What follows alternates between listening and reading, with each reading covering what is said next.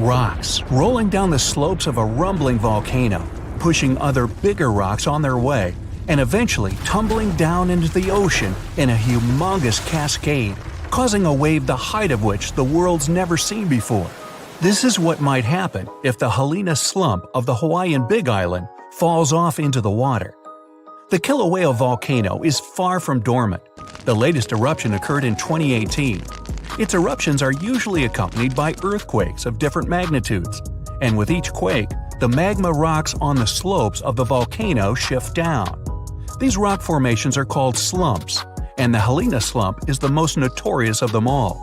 In 1868, the shift of this slump caused a tidal wave rising as tall as 60 feet. But what's most troubling is that some 110,000 years ago, a landslide here led to one of the most powerful earthquakes ever, which in turn led to a mega tsunami of over 1,000 feet in height. Scientists are worried that such an event may repeat in the future. If that happens, the wave might engulf the whole of Hawaii and easily reach both North and South American coasts. Geologists are quick to reassure, though, that a landslide like this is unlikely to occur anytime soon. It's just too early for that. But when it finally does, the consequences will be catastrophic. Have a nice day! Yellowstone National Park in the western USA is world famous for its dazzling views, and especially the colorful Grand Prismatic Spring at its very heart. But we should all stay aware that Yellowstone is, first and foremost, an enormous caldera, basically a slumbering supervolcano. The difference between a regular volcano, like Kilauea from earlier, and a supervolcano is that the latter is thousands of times more powerful. Imagine an eruption spewing tons of huge rock and rivers of hot lava, pumping out clouds of ash that make countries stop air travel for weeks. And now multiply all of this by 1,000. This is what a Yellowstone eruption would look like. At first, a huge area in the middle of the national park would shake, crumble, and then blast upwards in a megaton explosion. Lava flows and magma rocks would cover the area of about 40 square miles, roughly half of Washington, D.C. But the greatest danger is the volcanic ash. The ashen plume would rise miles above and get carried by the wind in every direction. Since the eruption would be far from ordinary, the spread and damage would also be much greater than usual. The ash is thick and heavy, so it would cover a vast area in a blanket, destroying crops and even buildings. Worse still, it would spread in the air and block out the sun, leading to a drastic drop in temperature and an artificial winter. Even regular volcanoes can lower temperatures worldwide by a few degrees. A supervolcano may potentially cause a new ice age. Luckily, the chances of Yellowstone supervolcano erupting in the near future, or at all, are extremely low. There have been only 3 of those in the history of Earth, and there's no evidence such a disaster should repeat. Scientists estimate the probability at 0.00014%, which is lower than the chances of an asteroid wiping us all out. Speaking of which, if dinosaurs could talk, and were at least still alive for that matter, they'd tell you that asteroid threat is as real as it gets. Scientists at NASA say they've tracked 90% of all near-Earth asteroids of significant size, and none of them are a matter of any concern. But there are still the other 10% in the great unknown. What's more, asteroids can change their line of flight because of the pull of other celestial bodies and eventually turn our way. Lucky us! Now, if an asteroid big enough, like a mile across, hits the Earth, it will first cause an explosion powerful enough to erase a dozen big cities in a matter of seconds. Then the impact will raise a cloud of dust and debris that will block out the sun, just like the ash cloud from a volcano, and cause a centuries-long winter on the whole planet. But even if it falls into the ocean, which is more likely, a resulting wave will rise several miles high, washing coastal cities off the face of the planet. But at least there won't be a new ice age. Although scientists are pretty sure there's no such threat in the near future, it can't be ruled out completely, and humanity needs at least 5 years to prepare for this event. If a big near-Earth asteroid suddenly changes its course and turns right toward our planet, we won't stand a chance against it. Disaster movie, anyone? A much more probable calamity, though, rests right beneath our feet. It's the San Andreas Fault in California. The fault has been ready for rupture for years now, and scientists estimate that an earthquake along this line is likely to occur in the next 3 decades. And when it happens, it won't be nice. They expect a magnitude of 8.0, which is comparable to some of the most devastating quakes in history. It's all the more dangerous since California is home to some of the most populated cities in the western U.S., including Los Angeles and San Francisco. High-rise buildings are common there, and they're particularly vulnerable against underground shakes. The San Andreas earthquake might cause a whole lot of damage both to cities and countryside. In the worst-case scenario, the ground might break apart, destroying buildings, farms, and changing the landscape altogether. Still, scientists believe that the probability of such a quake is only 7% for the next 30 years. So, there's a rather big chance, 93%, that we'll never see that in our lifetime. Yet, there's another earthquake hazard not so far away from the previous one: the megathrust in Chile. The country sits right above the subduction zone, an area where 2 tectonic plates meet and go one beneath the other. At the place of their meeting, stress has accumulated because of their continuous movement, and once that strain is too much, a major earthquake occurs. Chile has experienced a lot of quakes in the recent years, and scientists are worried those might be preparing the area for a really big one. They believe a great earthquake is due to happen before the end of the century, and it might be devastating to the coastal area.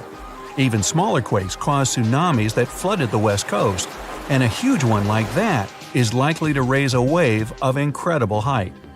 On the bright side, Chile now knows to prepare in advance for the coming natural disasters, and geologists are pretty sure people will be able to evacuate before the earthquake strikes. In September of 1859, astronomer Richard Carrington was looking at the sun and suddenly saw a bright flare on its surface. He made a note of it in his records, but only realized how important it was a couple of days later. The energy from that flare reached Earth and struck it directly, causing northern lights to appear above Cuba and burning telegraph lines all around the world. This was dubbed the Carrington event, and it was a solar storm. Such storms hit the Earth fairly often, but none of them were so powerful as the Carrington event, neither before nor after. But in 2012, astronomers registered a similar solar flare whose energy nearly hit our planet once again. If it had been just a week earlier, we'd have been in big trouble. Today, humanity relies on electricity in almost every aspect of life, and a powerful solar storm would mess with the electromagnetic field of Earth a lot. All electric appliances would either shut down or short-circuit, and huge transformers powering basically everything would go out of order for good. It would take years to repair them, and the cost of such a massive blackout would count in trillions of dollars. The worst of it is that science is almost unable to predict solar storms, and even if we could know about them in advance, we'd be powerless to stop them. The flare happens in a matter of seconds, and it takes about 8 minutes for the particles to reach the Earth's atmosphere, causing the disturbance. The power outage would come a bit later, in a day or so, when a massive cloud of plasma gets to our planet. At the moment, there's no protection against solar flares, and the chances of one powerful enough to cut all of our electricity in the next few years are quite high, about 12%. The only good thing about all this is that we now know of such a possibility and can at least prepare in advance. Hey, don't forget to pack some underwear and socks. You'll always need those.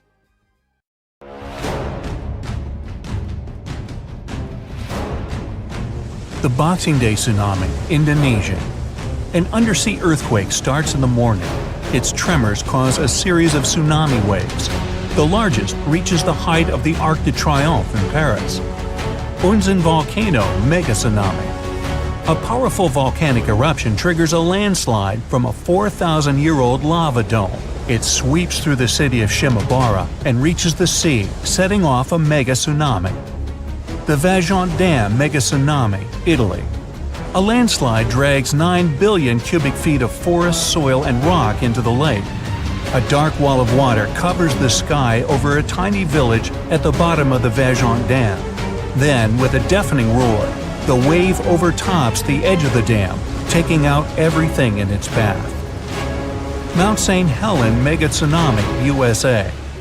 As the volcano erupts, the upper 1,500 feet of Mount St. Helens collapses into a massive landslide. Part of this avalanche plunges down into nearby Spirit Lake, which splashes the lake waters into a series of waves almost as tall as the Eiffel Tower. Alaska's Lituya Bay Tsunami. A landslide caused by an earthquake creates a mega wave. It surges over the headland and washes away trees, plants, and soil down to bedrock. Molokai, Hawaii. A third of the East Molokai volcano caves in and collapses into the Pacific Ocean. This causes a tsunami the size of the second tallest building in the world, Shanghai Tower. The waves reach Mexico and California. The Yucatan Asteroid Tsunami. The asteroid, which is rumored to have wiped out dinosaurs, strikes the Yucatan Peninsula. It creates a mega tsunami, the largest in Earth's history. The first wave's almost twice bigger than the world's tallest building, the Burj Khalifa. Hurricane Mitch. Mitch forms in the western Caribbean Sea. Soon it strengthens to become the 8th most powerful Atlantic hurricane ever. The storm pours 4 inches of rain per hour for 2 days in Honduras. It causes terrible mudslides and floods. Hurricane Allen. Rare and extremely powerful, the storm is one of the few to reach Category 5, the highest possible. It causes more than $2 billion in damage. The Great Hurricane. After tearing down Barbados, the storm moves on. It strips the bark off the trees growing on Martinique and St. Lucia and travels further. This horrific natural disaster lasts for 6 days. Hurricane Dorian. It's the most powerful tropical cyclone to hit the Bahamas. The hurricane flattens most of the structures on the islands and sweeps them into the sea. Hurricane Wilma. The storm occurs in the Caribbean Sea near Jamaica and heads to the west. 2 days later, it gathers enough power to turn into the most intense hurricane ever recorded in the Atlantic Ocean. Hurricane Patricia. A regular storm develops a well-defined eye and turns into a Category 5 hurricane within a mere 24 hours. At one point, it travels faster than a Ferrari moving at its top speed. It makes Patricia the world's most intense tropical cyclone ever recorded. Kamchatka Earthquake. It happens in the early morning 80 miles away from the shores of Kamchatka. The earth tremors produce a tsunami. The first 2 waves are catastrophic, up to 60 feet high. The third one's much weaker. Valparaiso Earthquake, Chile. It happens at about 5 a.m. along the boundary of 2 tectonic plates. The tsunami, triggered by the earthquake, wipes out 620 miles of Chile's coastline. Tohoku Earthquake, Japan. The first earth tremors start at a great underwater depth. The earthquake is so strong it moves Japan's main island. It shifts the planet on its axis by up to 10 inches and increases its rotation speed. The disaster also triggers a tsunami with 133-foot high waves that travel 6 miles inland. Indian Ocean Earthquake, Sumatra. A rupture along 2 tectonic plates sets off an undersea earthquake. It begins at about 8 a.m. near northern Sumatra, Indonesia. It makes the planet vibrate nearly a half inch and sets off earthquakes all over the world up to Alaska. Good Friday Earthquake, Alaska. The most powerful earthquake recorded in North America lasts for 4 minutes and 38 seconds. A 600-mile-long crack causes terrible landslides and a 27-foot tsunami. Areas 200 miles away get raised by 30 feet. Other places permanently drop 8 feet. Valdivia, Chile. The Great Chilean Earthquake starts in the afternoon and lasts for no less than 10 minutes. The disaster affects an area the size of California. It triggers tsunamis that reach the shore of Hawaii, Japan, the Philippines, Australia, and New Zealand. The average tornado usually lasts less than 10 minutes, but there are exceptions. El Reno Tornado. It's considered the world's largest tornado based on width. At its peak, the twister reaches 2.5 miles across. The Perryville Tornado, U.S. It occurs at about 2 a.m. and starts with snapping hardwood trees and breaking down stone constructions. Then the whirlwind becomes stronger. It levels two-story buildings, flips and tosses cars as if they were toys. Bridge Creek Moor Tornado. When the twister gets into the town of Bridge Creek, its width is at its peak, 1 to 1.5 miles. The wind speed of the tornado reaches more than 300 miles per hour. This natural disaster causes $1 billion in damage. Manitoba, Canada. An outstanding tornado rages for nearly 3 hours. It breaks tons of trees and utility poles, damages roads and farmhouses, but miraculously misses every town on its path. Tri-state tornado, U.S. The world's longest-lasting single tornado travels 220 miles through Missouri, Illinois, and Indiana. The average tornado's path is usually no longer than 5 miles. Tupelo, Gainesville, U.S. An outbreak that consists of at least 12 single tornadoes wipes out everything on its way. The accompanying rainstorms also trigger severe flash floods that make matters even worse. Valjean landslide, Italy. At 10 p.m., a landslide with a volume of 100 Great Pyramids of Giza breaks off from the top of Monte Toc. It falls into the Valjean Dam Reservoir, producing a tsunami wave taller than the Golden Gate Bridge. Yunnan, China. An avalanche of rocks, stones, and mud, so big it could fill up Sydney Harbor, forms a dam on the Jinsha River. The Hida River, Japan. Triggered by a rainstorm, 300,000 Olympic swimming pools of debris flows down before getting stopped by another, earlier landslide. Along the way, the landslide sweeps 2 buses off the road. Peru. A rock slide dams the Rio Montanero, a long river running through the center of Peru. The whole process takes no more than 3 minutes, which means the landslide moves at a speed of up to 87 miles per hour. It also leaves a trail of debris 5 miles long. The Usoy Dam, Tajikistan. Set off by a magnitude 7.4 earthquake, the rockslide falls into the Murghab River and blocks its flow. That's how the Usoy Dam, one of the tallest in the world, appears. Mount St. Helens, USA. At 8:30 a.m., after much buildup, a volcanic vent finally gives way and sets off a catastrophic eruption, which makes the entire north side of Mount St. Helens fall away. It's the world's largest recorded landslide. North Bonneville, U.S. In the middle of the 15th century, a great earthquake occurs. An incredible amount of debris rushes down from Table Mountain. It covers more than 5 square miles and blocks the Columbia River with a dam 200 feet high and 3.5 miles long. If there were cataclysms on Earth every 5 minutes, living conditions on our planet would be almost the same as 4.5 billion years ago. Back then, seas and oceans boiled, lightning struck everywhere, tectonic plates changed their shape, lava flowed from volcanoes, and worse, no internet. The Earth resembled a vast boiling cauldron where life was gradually being created. If it starts to boil again, this cauldron could destroy almost all life on the planet. Consecutive cataclysms. Won't hurt to pretend. Let's imagine, shall we? Good morning! You wake up in a small underground bunker. The seismic sensor indicates that a 7-point earthquake will start in a few minutes.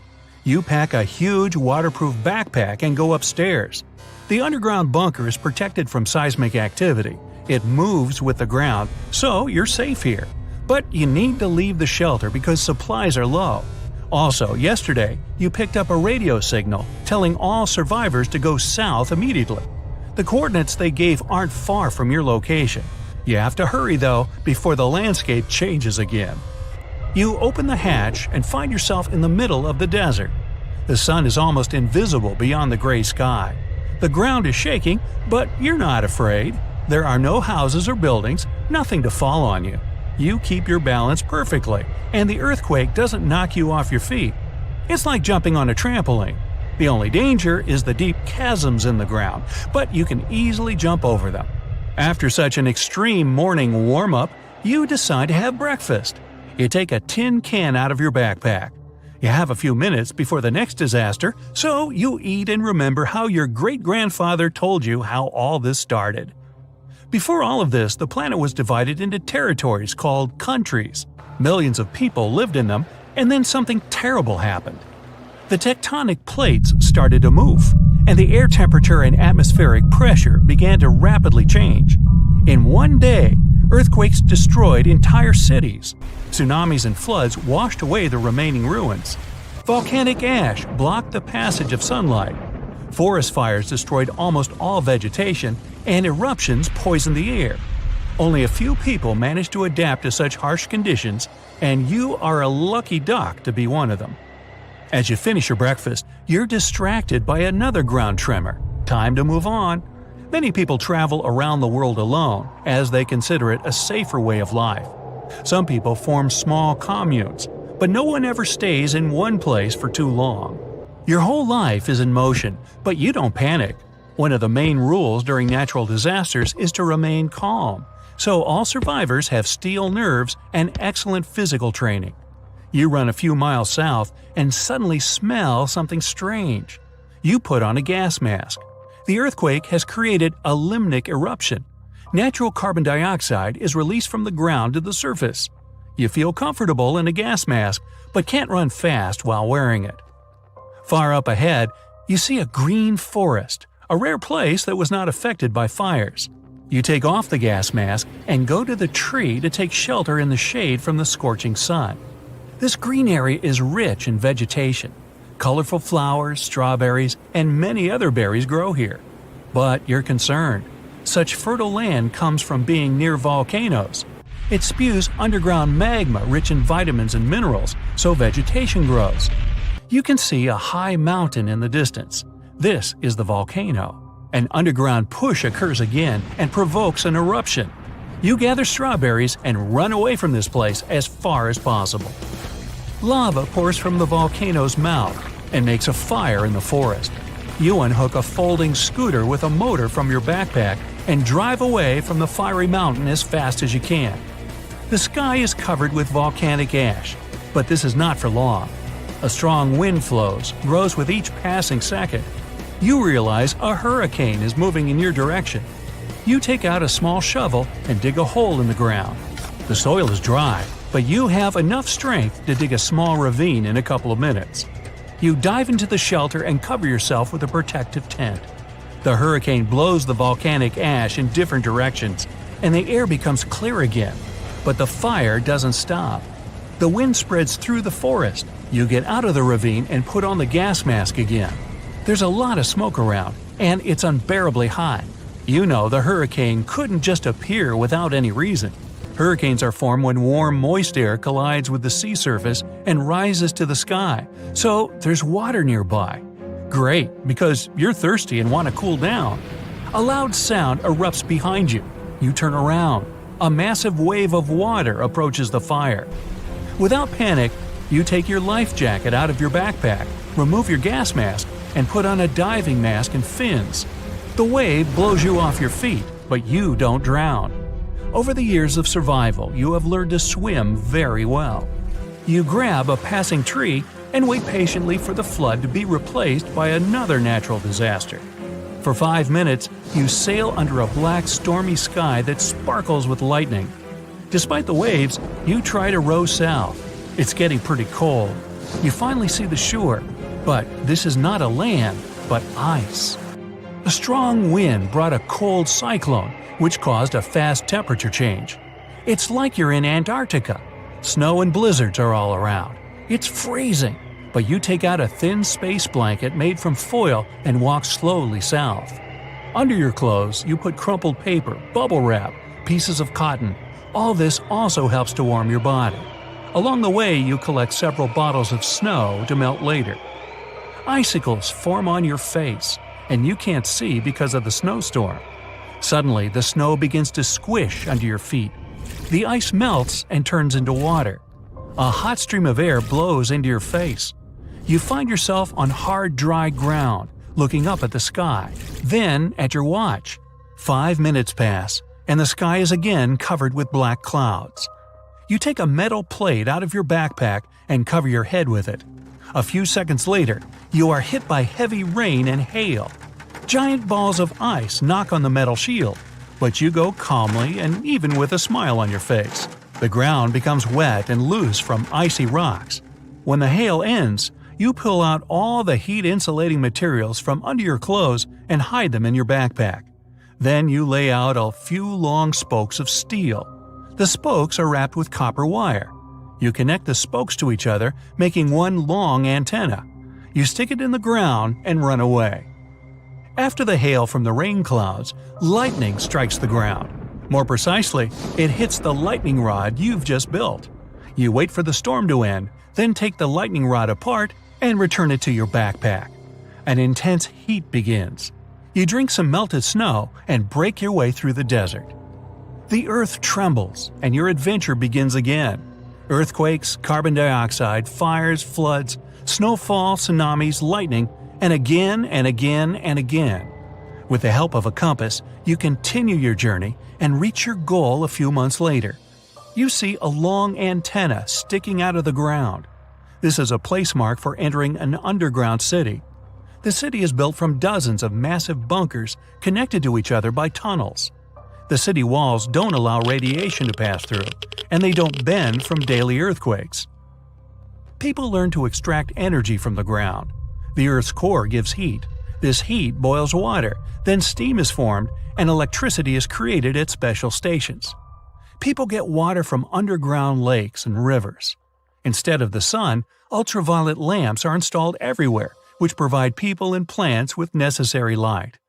Natural disasters happen on Earth every 5 minutes, but humanity still has a lot of space underground. Floods, tornadoes, tsunamis, hurricanes, yikes. All these natural disasters can get extremely dangerous, but we're kind of familiar with them. But how about a natural disaster that has never happened before, but could occur any moment now? It might be a super eruption. That's what happens when a supervolcano erupts. You might know that Yellowstone Park is located on top of a supervolcano. The last massive eruption there happened about 664,000 years ago, and the one before that, approximately 1.3 million years ago. If we do the math, we'll understand that the next eruption might be due anytime soon. There's no strong evidence that the supervolcano is waking up or preparing for an eruption, but what would it be like if it did happen? Months before the eruption, small-scale earthquakes would become more frequent and more powerful in the area. Not long before the eruption, the growing pressure would push up the ground over the volcano, creating a dome. Narrow cracks would open along the edges of this dome. The magma would then start rising toward the surface, and then the eruption would kick off. A massive column of lava and ash would shoot up into the air to a height of over 16 miles. The volcano would keep pumping ash for days on end. The air in that area would heat up to 570 degrees Fahrenheit. For all living creatures, ash fallout would be one of the most dangerous consequences of the eruption. Buildings and trees would start collapsing under the weight of this dense substance. It would only take a couple of days for a 10-foot layer of ash to cover the territory of about 50 miles around the center of the eruption. After the ash got into the stratosphere, the temperatures all over the world would start to drop. The eruption would also be rich in sulfur, and this element is an effective sun blocker. That's why it would soon get so cold that there would be no summer in the whole world for the next several years. The monsoon seasons would change. It would be hard for animals to find food and clean water. Well now, how about a gamma ray burst? You don't stumble across this kind of radiation in your everyday life. A gamma ray burst occurs when two neutron stars collide. The collapse of a massive star can produce it too. Gamma rays could present a serious danger to Earth. If a gamma ray burst happened close to our home planet, it could rip our ozone layer away. After that, we would be left unprotected from the sun's ultraviolet radiation. Plus, gamma rays could also produce ground ozone. This kind of ozone could seep into the ocean since it's water-soluble, and that would lead to a mass extinction of marine life. Plants wouldn't survive this disaster either. Now, come to think of it, giant sinkholes could swallow entire communities. One of such sinkholes opened up in the city of New York. It pulled a parked van into the earth. That happened in the summer of 2022. And it wasn't the only sinkhole to appear in that area. Local inhabitants reported about 4,000 sinkholes all over the city. This kind of problem is also very common in Florida, and it's much more serious than it may sound. Sinkholes open all of a sudden, pulling down everything and everyone that happens to be nearby. Sinkholes appear all over the world, which makes them a global problem. They're totally unpredictable and form without warning. Luckily, experts know what causes them. In some areas, there are vast areas of groundwater. But during droughts, this water dries up. This creates large empty caverns, and after heavy rains, the surface over such a cavern can collapse, creating a sinkhole within minutes. Now, what if we came across a wandering black hole? You might know that a black hole is a region in space where gravity is so powerful that not even light can escape its clutches. Luckily, the nearest one to us is 1,500 light-years away. Nothing to worry about, right? Until you find out about wandering black holes. Now, things get definitely way creepier. If such a black hole entered the solar system, Earth would be doomed. We wouldn't stand a chance against this space monster. In 2012, 13 wandering black holes were spotted not so far away from our planet. But worry not. Not far away, in space terms, means around 1 billion light-years away. So we've got some time left. Plus, the possibility of such a disaster is very, very low. Another natural disaster we haven't experienced yet is a mega flood. It's never happened before, but the changes in climate do make for a risky potential. It could start, let's say, in California. This state experienced some really bad flooding in the past. One of such floods stretched up to 60 miles across and 300 miles long. If a similar disaster happened these days, it would cause $1 trillion worth of damage. It would also uproot millions of people. Now let's talk about a hypercane. Judging from the name, this natural disaster might get extreme. A hypercane is a theoretical hurricane of unsurpassed power. It would occur if the ocean became overheated as a result of climate change, or because of a massive volcanic eruption. In any case, these conditions could create a hurricane that would stretch way beyond the lower stratosphere. And as you may guess, regular hurricanes don't do that. The hypercane speed would reach 500 miles per hour. The pressure inside would be low enough not to let the hypercane to wear out as quickly as other hurricanes. The hypercane could last for weeks on end. But the worst thing? It could damage or even destroy part of Earth's ozone layer, and the hole could be the size of the entire North American continent. Now, this disaster did happen before. About 66 million years ago. I bet you know what I'm hinting at. Yep, that very meteor that supposedly wiped out dinosaurs off the face of the Earth. This 7-mile-wide space visitor was traveling at 67,000 miles per hour. As a result of the collision, 75% of all life on the planet disappeared, and winter reigned on Earth for 18 months. Want to know a secret? Meteors strike Earth all the time. Even more of them barely miss our planet. But it's also very hard to predict meteor strikes. Scientists miss a lot of them until they just nearly miss us. That's why experts are working on an early warning system that could prevent disasters. It could make meteor impacts less catastrophic, or at least allow people time to evacuate. It could also be our very own sun that would be responsible for another natural disaster. I'm talking about a massive solar flare. On the scale of damage to society, few catastrophes can compare to this event. It wouldn't destroy buildings like a tsunami or an earthquake. Neither would it end lives in the same way a supervolcano or meteor would. But it would cripple our entire way of life by destroying the whole electronic infrastructure of Earth. The cost of this disaster would reach trillions of dollars. It'd cause other infrastructures to fail, Communication, medicine, transportation, banking systems, those would tumble like dominoes, and it would be incredibly hard to recover them. Earth would be left without electricity for years. There would be no electric light, no computers, no phones. Water supply systems would be out of order. There would be no food in supermarkets. There would be no electricity, and people wouldn't be able to reboot the already broken power grids. In 1859, people all over the world woke up in the middle of the night. It was as light as during the day. The skies were illuminated with auroras, red, green, purple. They appeared even in the regions where no one had seen them before, like the Bahamas, Jamaica, or Hawaii. Telegraphs got electrically charged, even though they were disconnected.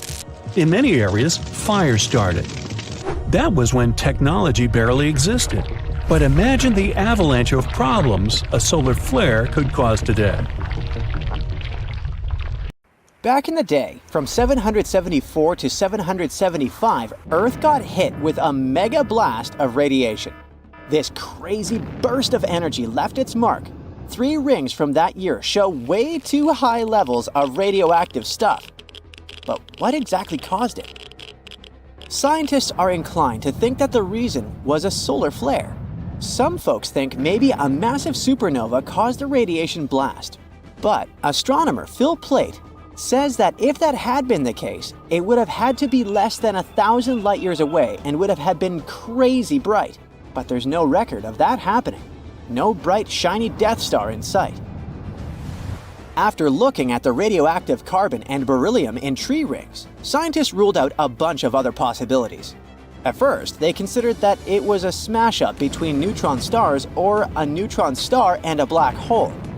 These types of crashes produce a super quick blast of gamma rays without any light show, which lines up best with the evidence. But these kinds of collisions are super rare. Plait thinks it's kinda unlikely that this is the answer. He figures we should only see one of these events in our galaxy about once every million years. So having one just 1,200 years ago seems pretty wild. Scientists are seriously worried about these rare events. If one happened closer to Earth, it could seriously mess up life on our planet. Even if it was thousands of light years away, a similar event today could cause chaos with all the fancy electronic systems we've come to rely on. So it's a good thing those gamma ray bursts are so rare, because if they were more common, Earth might be in for a rough ride. You may think that if our planet could withstand mega radiation blasts, it can easily withstand something less frightening. Let's say grasshoppers. Sorry to say that, but it's not exactly true. Back in 1874, during a hot summer in Kansas, things took a strange turn. Grasshoppers, or should I say locusts, invaded the Great Plains like nobody's business. They came down like a storm, blanketing houses, trees, and even poor trains passing by. These bugs were on a mission to cause chaos. Farmers had to scramble to protect their wells and just about anything else worth saving. Locusts landed everywhere, wreaking havoc on everything in sight. Even poor sheep lost their wool. Locusts even stripped paint off wagons and handles off pitchforks. This is how destructive they were. Livestock tried to fight back by eating them, but there were just too many of these insects. That year, those critters caused about $200 million in crop damage. The locust invasion was so tough, even the US Army stepped in to help. In the end, locusts began to disappear, sparing the plains from further devastation. Natural disasters can be even more unexpected than radiation blasts from space and locust invasions. Check this out. Back in June 2017, a reindeer herder up in northwest Siberia was minding their own business when they suddenly heard a crazy loud blast and saw smoke shooting up from the ground. If that happened to me, I'd need to change my pants. Sorry. Later on, they found this huge hole that was like 23 feet wide and nearly 65 feet deep and was surrounded by chunks of ice and dirt. It turned out that there were over 17 such black holes in the area. They were filled with peaty water and shrouded in mystery. Some folks thought those were sinkholes. Others were sure they were left by top-secret device tests or even a bunch of meteorites. Now, the latest idea is that these holes are actually craters caused by the Arctic warming up and melting the frozen ground. The theory states that as the ground thaws, gas pockets trapped beneath the surface burst through, creating such dramatic holes. Apparently, these eerie craters have been showing up in specific spots in Siberia where ancient geological faults have been leaking out hot natural gas for ages. Combine that with some leftover methane from old lake sediments, and you've got a recipe for some explosive surprises as the planet heats up. Not scared yet? Alright, maybe you're afraid of darkness, huh? If so, you wouldn't like it back in 536. It's the year when the world went through a crazy 18-month period of darkness. A mysterious fog covered Europe, the Middle East, and parts of Asia, blocking out the sun and causing chaos. It was like the Dark Ages, but for real. It turns out that the main culprit behind this fog was a volcanic eruption in Iceland. This eruption spread ash across the northern hemisphere, causing temperatures to drop and crops to fail. People were freezing and starving.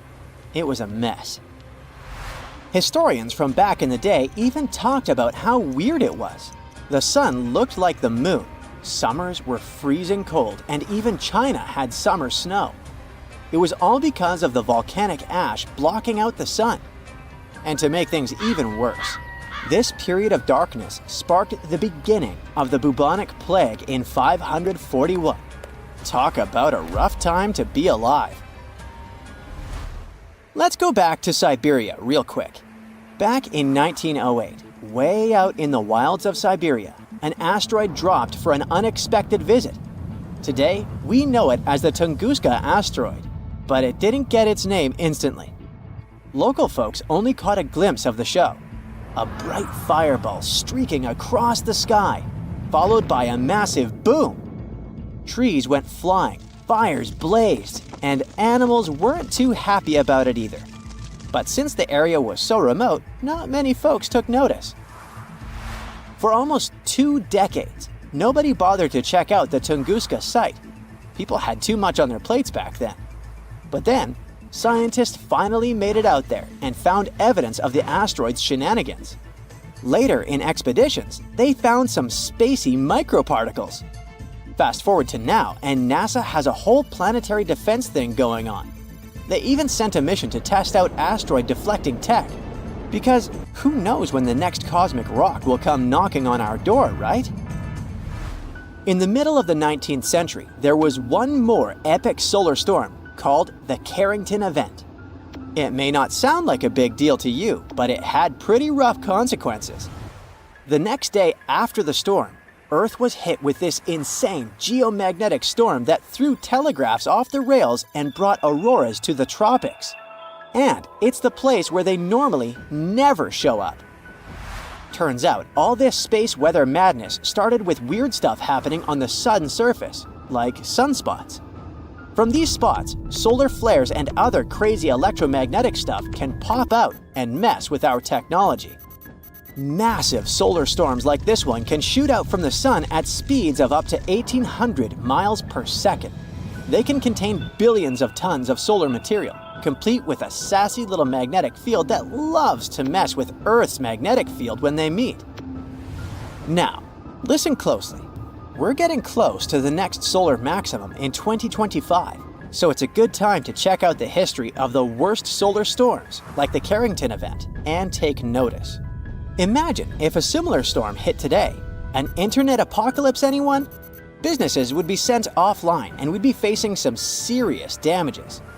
Luckily, these mega solar storms don't happen very often. But hey, space weather is tricky to predict, so who knows when the next one will hit?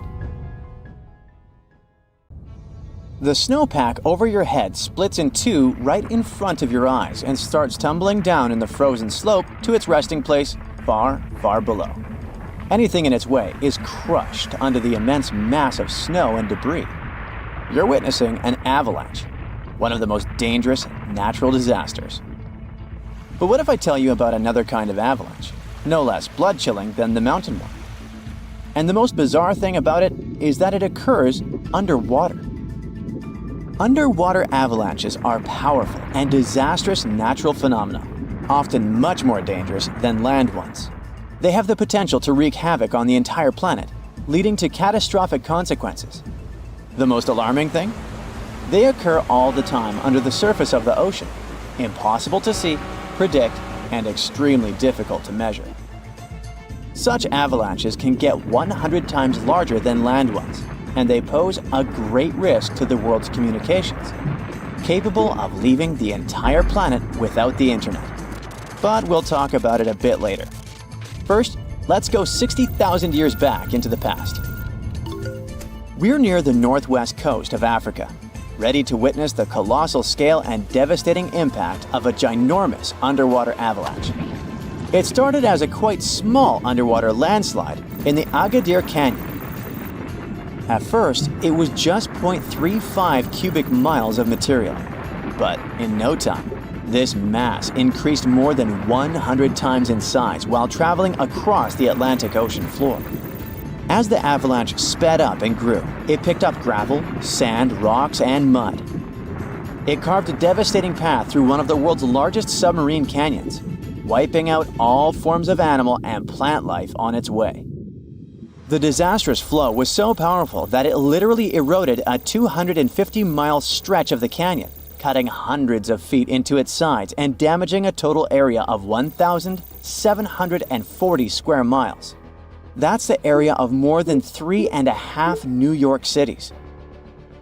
As for the force of the flow, it was so immense that it propelled massive boulders up the canyon walls to heights of up to 430 feet. Before scientists discovered the evidence of this catastrophic event, they had seriously underestimated the scale of destruction caused by submarine avalanches. By the way, these devastating catastrophes can start not only far away in the ocean, but also at estuaries. Let's go back to 14 January 2020 and see for ourselves. A turbidity current, a rapid, downhill flow of water containing a lot of sediment, rushed more than 680 miles from the Congo River estuary in the deep sea. This current appeared due to two factors: terrible flooding along the Congo River in late December 2019 and unusually large spring tides. This resulted in an avalanche of sand and mud. Its volume was equivalent to 1/3 of all the sediment produced annually by all the rivers in the world. This sediment avalanche accelerated, increasing in speed from 17 feet per second in the upper part of the Congo Canyon to 26 feet per second when it reached the end of the channel, almost 700 miles away from the coastline. This route made it the longest avalanche of sediment ever measured on our planet. 2 days later, the flow reached the deep ocean. The avalanche broke 2 seabed telecommunication cables, cutting internet data speeds all the way across West, Central, and South Africa. Now, before this disaster, scientists considered that measuring powerful deep-sea avalanches was impractical. But the sediment flow in the Congo Canyon could be monitored directly, finally allowing researchers to assess how major river floods connected to the deep sea. They also concluded that how often underwater avalanches occurred depended on where the observer was. Seafloor canyons that are close to river mouths can experience several tiny avalanches per year. Other systems, far from river discharges like the Agadir Canyon, can only have one monster of an avalanche every 10,000 years or so.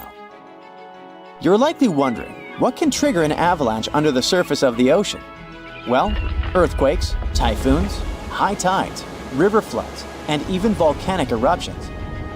And due to our changing climate, such events become more and more frequent and intense. At the same time, these triggers don't mean that an avalanche is bound to happen, nor do they relate to the scale of the event. See for yourself. In 1755, a powerful earthquake hit the coast of Portugal, wiping out large parts of Lisbon. Tens of thousands of people lost their lives during that disaster, but it only triggered a tiny underwater avalanche. And in 1929, a large earthquake off the coast of Newfoundland, Canada, triggered the largest underwater avalanche ever recorded. The flow traveled at a speed of 42 miles per hour, carrying boulders, sand, and mud. It snapped 11 seabed cables on its journey downhill. The avalanche was so powerful, it produced a tsunami that claimed the lives of 28 people along the coastline. Now, submarine avalanches are totally invisible because they happen deep under the ocean surface, which makes them extremely hard to study. But we must find a way because these flows are super important. They transport sediments, nutrients, and even pollutants across the ocean floor. So, a research team from Liverpool decided to unravel this mystery. Over the last 40 years, they've collected more than 300 samples from the ocean floor. Combined with seismic and bathymetric data, which is a fancy word for ocean mapping, they managed to reconstruct a massive submarine avalanche. It was the first time an underwater avalanche of this size was mapped out. An even cooler thing, the event itself started off pretty modestly, but it quickly evolved into a colossal avalanche that grew to more than 650 feet tall. To put that into perspective, imagine a skyscraper-sized avalanche zooming from Liverpool to London, cutting a trench 100 feet deep and 9 miles wide. Then it spread out over an area bigger than the UK, covering it with several feet of sand and mud. That's like burying a whole country. These findings are actually a big deal because they show that even a small underwater landslide can turn into something massive and super destructive. But that's not the worst. Think about undersea internet cables, which are essential for global communication. There are more than 550 active seafloor cables around the world. Their combined length is a whopping 870,000 miles. That's enough to wrap around our planet 35 times. When a submarine avalanche breaks seafloor cables, the effects are usually super expensive and devastating. For example, in 2006, an earthquake in Taiwan triggered underwater avalanches that cut loads of seafloor cables connecting Southeast Asia with the rest of the world. The largest internet operator in China had a 90% loss of traffic to the USA at the peak of the event. As for Taiwan itself, it experienced between 74 to 100% loss in traffic to neighboring islands. So now you probably get why we need to learn more about this natural phenomenon. Luckily, researchers at Tulane University have found a way to study it in 3D. Previous studies only looked at submarine avalanches in 2D, which didn't give the full picture of how they actually behaved. The new research focused on how underwater flows interacted with mini basins, natural features on the ocean floor that look like shallow bowls. Despite being called mini, these bowls can be huge, up to 4 square miles. When turbidity currents flow into these mini basins, they don't just stop. No, they hit the far side and curl back around like water eddies in a stream. These swirling flows move the sediment around before it settles on the ocean floor. The size of the mini basin and the speed of the flow can change how the current behaves. If the basin is big and the current is slow, it starts to fill up with sediment. But if you crank up the flow speed or shrink the basin, the current starts to overflow, spilling over the basin.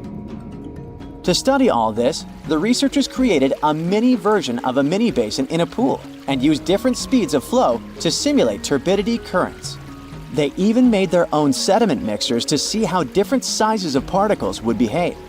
In the end, they managed to mimic real-life ocean conditions, but on a smaller, manageable scale. Pretty cool, huh?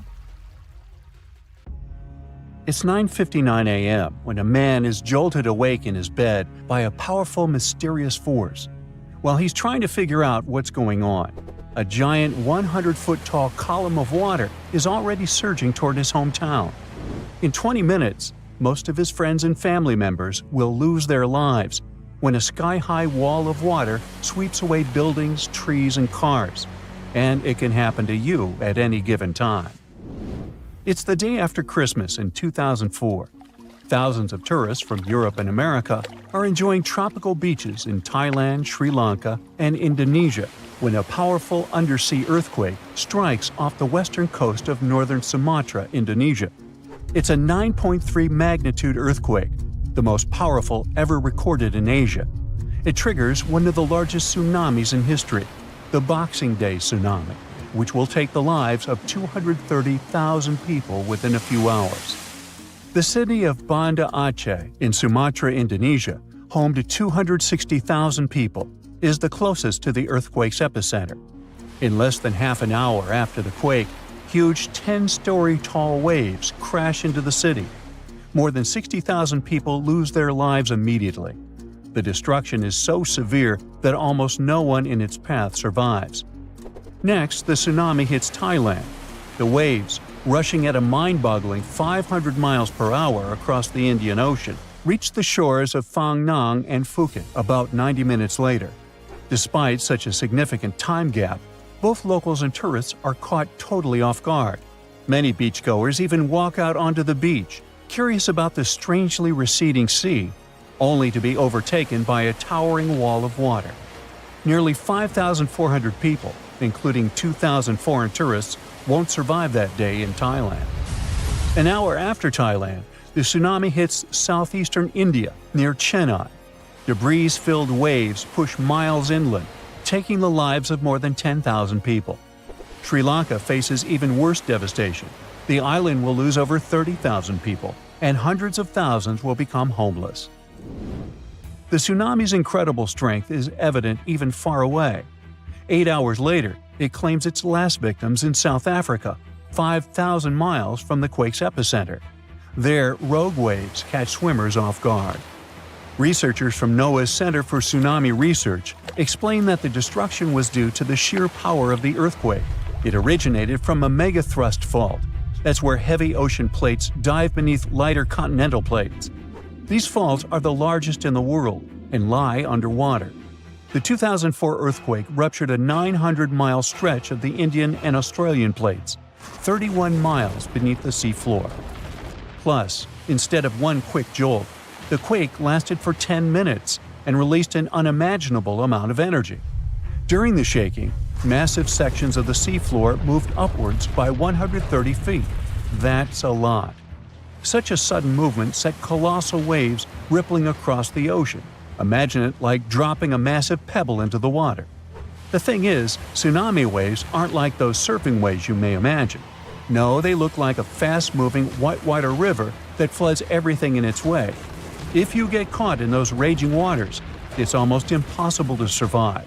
If the powerful currents don't pull you under, floating debris will. That's the reason why, during earthquakes, there are usually many injuries and fewer lives lost. With tsunamis, it's the opposite. There's way fewer injuries than fatalities because it's too hard to survive.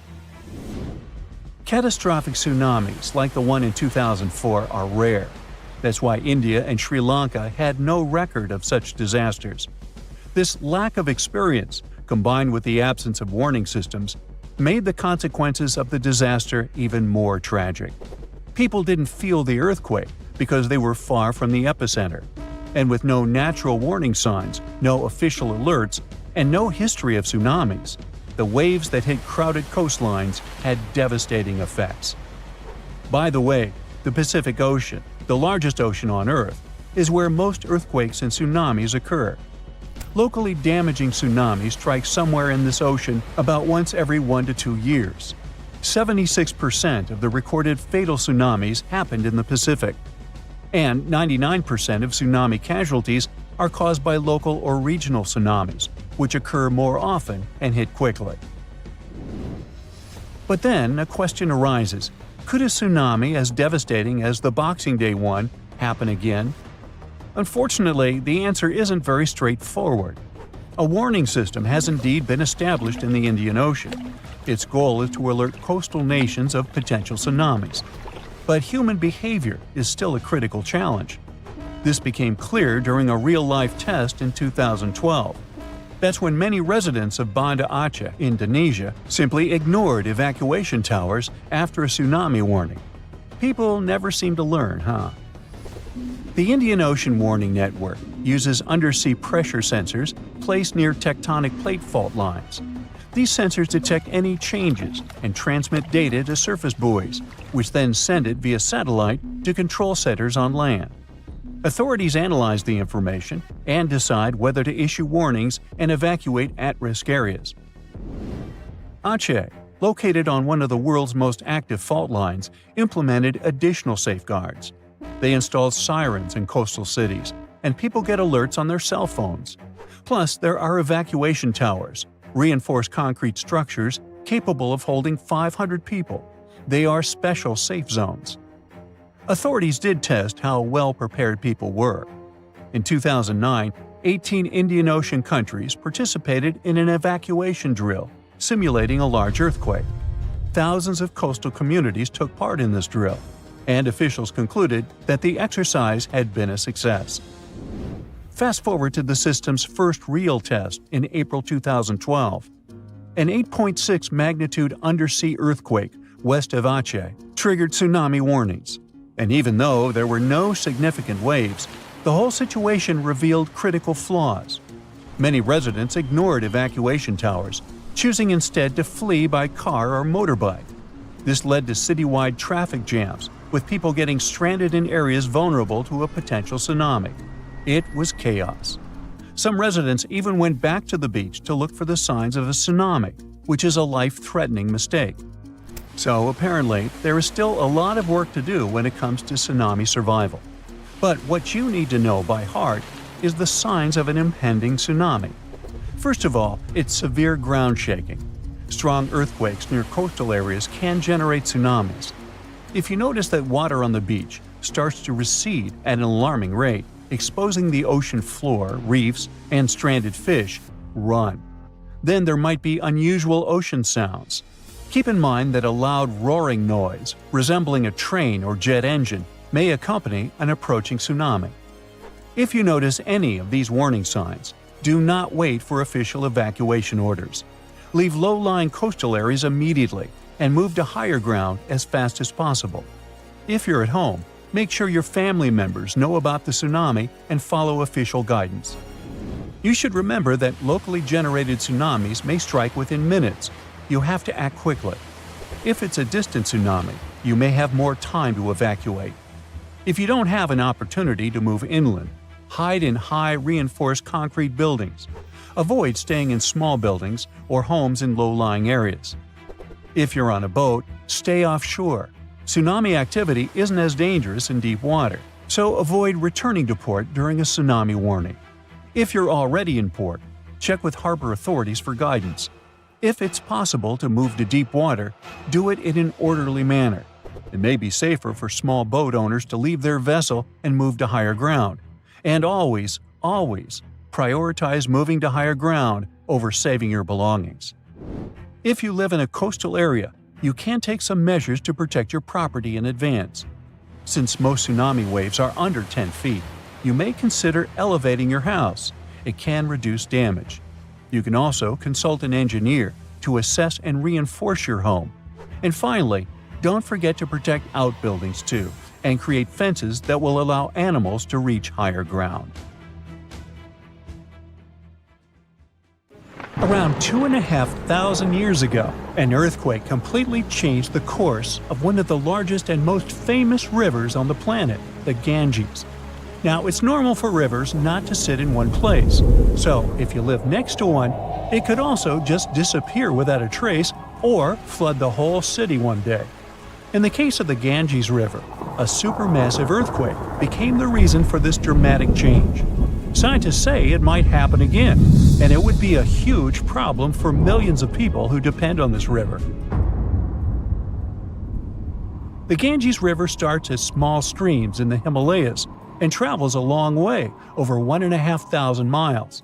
Along its journey, it meets other big rivers before all the water flows into the Bay of Bengal. The Ganges has the largest delta in the world among all rivers. Just like many other rivers in the region, it slowly changes its path over time. These changes, if they happen when a river wears away its banks, usually takes a long time, sometimes decades. Scientists have discovered that the Ganges-Brahmaputra river system has shifted several times over the last 6,000 years. When they looked at satellite images of the Ganges Delta, they noticed something interesting. There was a crescent-shaped dip in the ground about 28 miles away from where the river is flowing now. This depression was over 1 mile wide and stretched for many miles. They thought it might have been an old main channel of the Ganges River a long time ago. In 2018, the team decided to visit the area to check it out for themselves and take samples to learn more about it. While driving back home, they noticed a pit where someone was digging dirt to create a pond. The next day, they planned to fill it with water, but the researchers spotted something strange in the dirt. There were vertical bands of light-colored sand mixed into the darker mud. These special layers are clues from the past. They show that an ancient earthquake made sand and water shoot up from below the ground and created sand volcanoes that were trapped in time. The scientists studied the sand and mud and figured out that these earthquakes happened around 2,500 years ago and were strong, with magnitudes of 7 to 8. The epicenter was over 110 miles away from the main stem of the river, but it was powerful enough to displace it. It could have affected around 140 million people. The Ganges-Brahmaputra system is close to spots where Earth's tectonic plates meet, so earthquakes happen here often. There's no danger right now, but scientists think that another massive earthquake could happen in the next few hundred or thousand years. It could threaten up to 170 million people. That's about half the population of the U.S. No one can predict exactly when an earthquake will happen or how strong it will be. Learning how earthquakes in the past moved rivers helps scientists figure out patterns and make guesses about similar events in the future. This knowledge could help us prepare better and create safety plans before another big earthquake strikes. Now, the Ganges isn't the only river at risk. The Yellow River, the Irrawaddy River, and rivers in the United States, like the Klamath and San Joaquin, all face similar dangers. The mighty Mississippi River has also switched its path many times over the last 7,000 years. Right now, there's a huge system of dams and barriers called a control structure in central Louisiana. This structure's job is to stop the Mississippi from spilling over its banks and joining a nearby river. But scientists think that, in theory, these barriers wouldn't handle mega floods. So the Mississippi could break free and change its course again. This would cause massive problems, especially in southern Louisiana. One of the recent examples when a river changing its course caused disaster was the Kosi River in India. In August 2008, over just a few days, the river's path shifted by almost 60 miles, which is a huge change. Floods happen in some parts of the state rather often, but they hadn't seen such strong ones in over 50 years. They affected around 1,000 villages and 3 million people, and about 1 million people had to be evacuated to safety. Since many of these people hadn't faced floods in so long, they weren't ready to handle it quickly. It caused even more damage to their homes and lives. Scientists have been trying for decades to figure out what exactly makes rivers suddenly change their course. A new study explains that two things work together to make a river to do it. This process is called avulsion. First, there's the setup, which is like building up tension before something big happens. Over time, sediment, sand, dirt, and other stuff carried by the river gets deposited in certain places. It either raises the river above the land around it or makes a nearby slope steeper than the river's current path. Then there's the trigger, which is like the final straw that makes everything happen. This trigger could be a big flood, an earthquake, or even something like a pile of logs blocking the water. Now, researchers looked at satellite images of about 170 cases of avulsion from the past 50 years. They noticed these events happen most often near river mouths and near mountains. Rivers were about 3 times more likely to change course in these places than in the areas between them. They also studied 58 river channels in detail, using super clear maps to measure super elevation. That's how high the river is compared to the land around it. They also measured slope advantage. That's how steep a new path might be compared to the river's current one.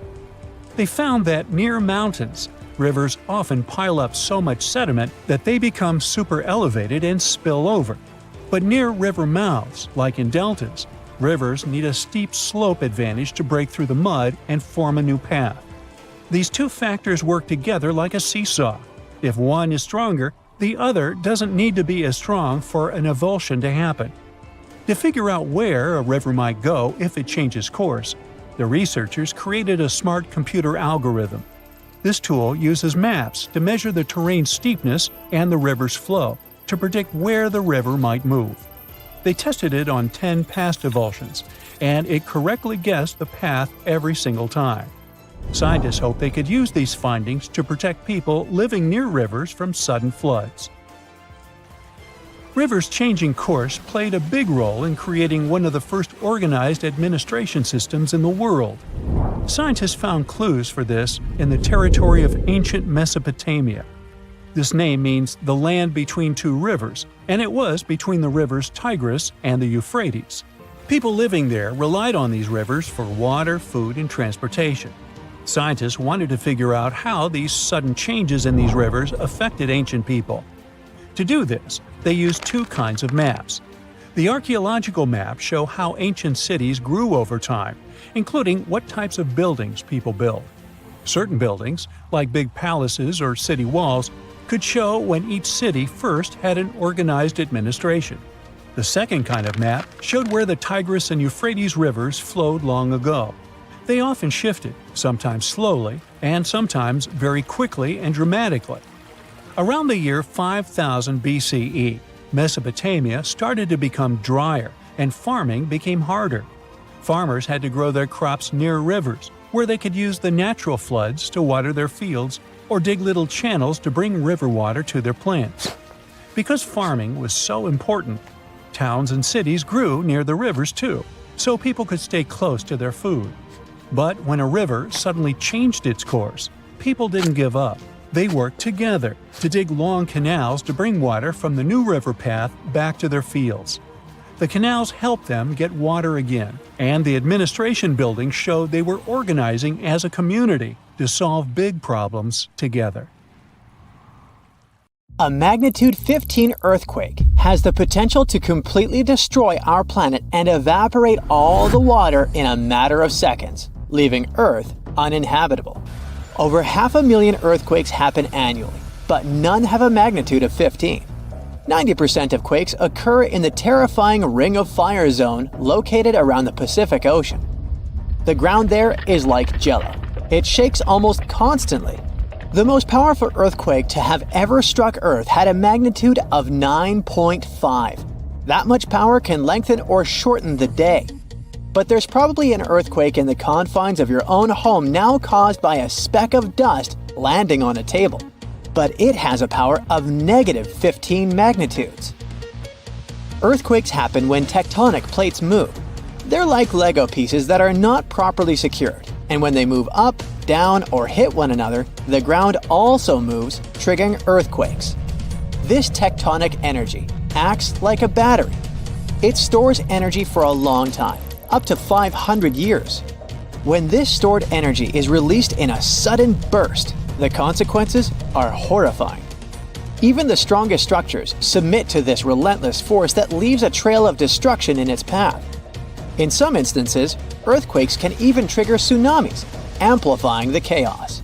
Such a crazy amount of power can split the ground open and cause severe damage. The strength of an earthquake is measured by the Richter scale, but now it's being replaced by the moment magnitude scale. When there's an earthquake, we hear about how strong it is. It's usually from 1 to 10. Luckily, we haven't had a Richter scale earthquake yet. The most powerful earthquake to have ever happened in modern history occurred in Chile in the 60s. It was around 9.5 on the Richter scale, and it altered Earth's rotation and messed up the length of the day by around 2 milliseconds. It also triggered a massive tsunami and affected a vast area of 155,000 square miles.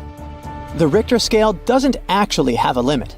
Still, anything above 25 doesn't need measuring, because if that ever happened, we would simply turn into dust, and nobody would care to measure this disaster.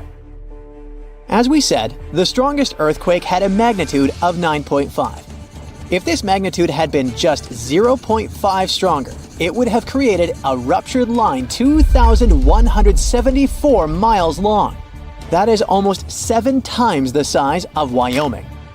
A magnitude 11 earthquake would create a crack halfway around the world. Massive tsunamis would hit coastal areas, destroying everything, and Earth would get into a massive environmental crisis. If you love hiking, you would have new mountains to explore, created by the terrifying earthquake. Even the temperature would increase because of volcanic eruptions and the resulting greenhouse gases. It would turn our planet into a hot oven. The safest places would be far away from any buildings, seas, oceans, and mountains where there would be a low chance of a landslide.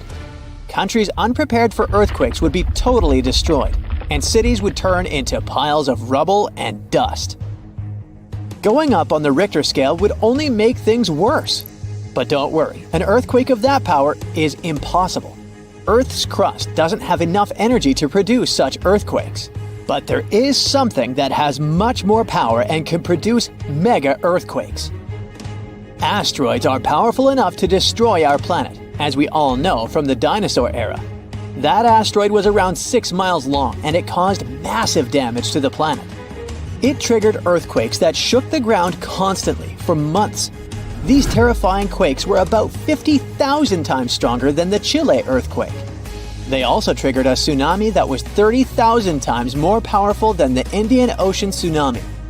And the latter was one of the most devastating tsunamis to have ever struck Earth. The earthquakes caused by the asteroid had a magnitude of 11, making it the most powerful and scariest natural disaster ever. And let's hope it stays that way. The Indian Ocean tsunami affected only certain areas of the world. Meanwhile, the asteroid tsunami affected every part of the world and had 33-foot-tall waves. Even if you had traveled to the most remote place on Earth, you wouldn't have been able to hide from this Grim Reaper. A 15-magnitude earthquake wouldn't be 15% stronger than the Chile earthquake. The scale doesn't work like that. It would be around 100 million times more powerful than a 9.5 magnitude quake. It could make all the water on Earth evaporate, leaving us devastated and without any H2O to survive. All ecosystems would collapse, all food chains would be broken, and only some super strong bacteria would probably survive the impossible. That is only a fraction of the frightening things that could happen. The ocean is like the AC for our planet. Without it, Earth would be super hot. The ocean also serves as a shield from the sun's powerful rays. It acts as a heat absorber and cools Earth. Scientists think that the most dangerous thing would be the inability of Earth's crust to survive the violent shakes of the 15-magnitude earthquake. If our planet miraculously survived and didn't turn into dust, there would be massive openings in its crust. The ground would become gelatinous.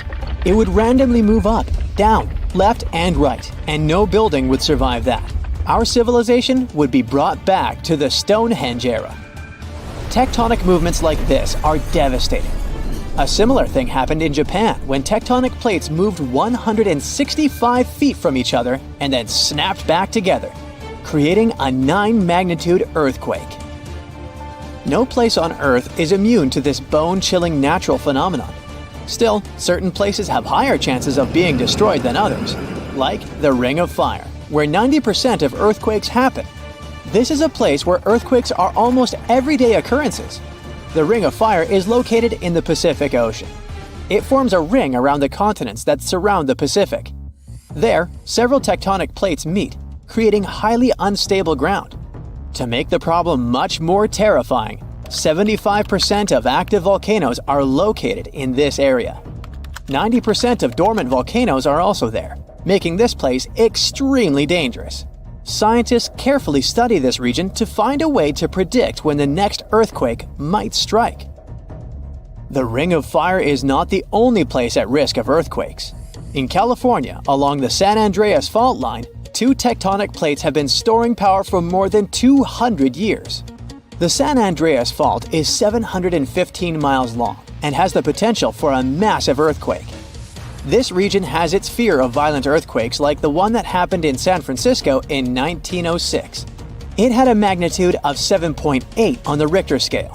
Scientists' predictions are terrifying. They say that the chance of a 6.7 magnitude earthquake is very high in the area. If all hell starts to break loose, you should know how to survive. Avoid anything that might fall on you, like windows, closets, or unstable ceilings.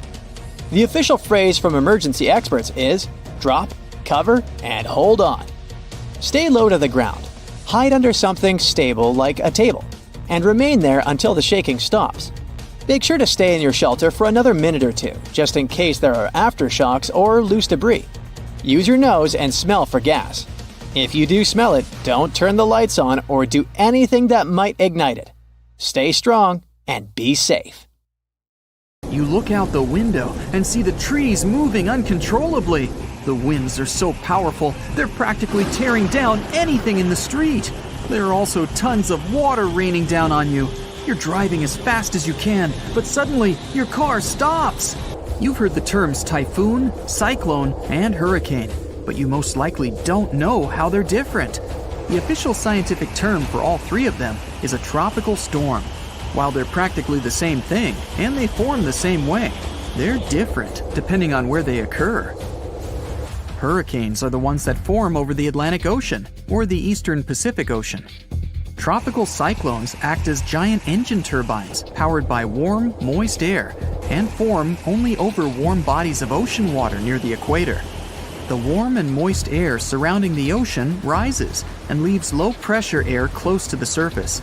In turn, the air below becomes moist and warm and also rises. The cycle goes on, with warm air pushing up and squeezing the low pressure near the surface, only to rise as warm, moist air.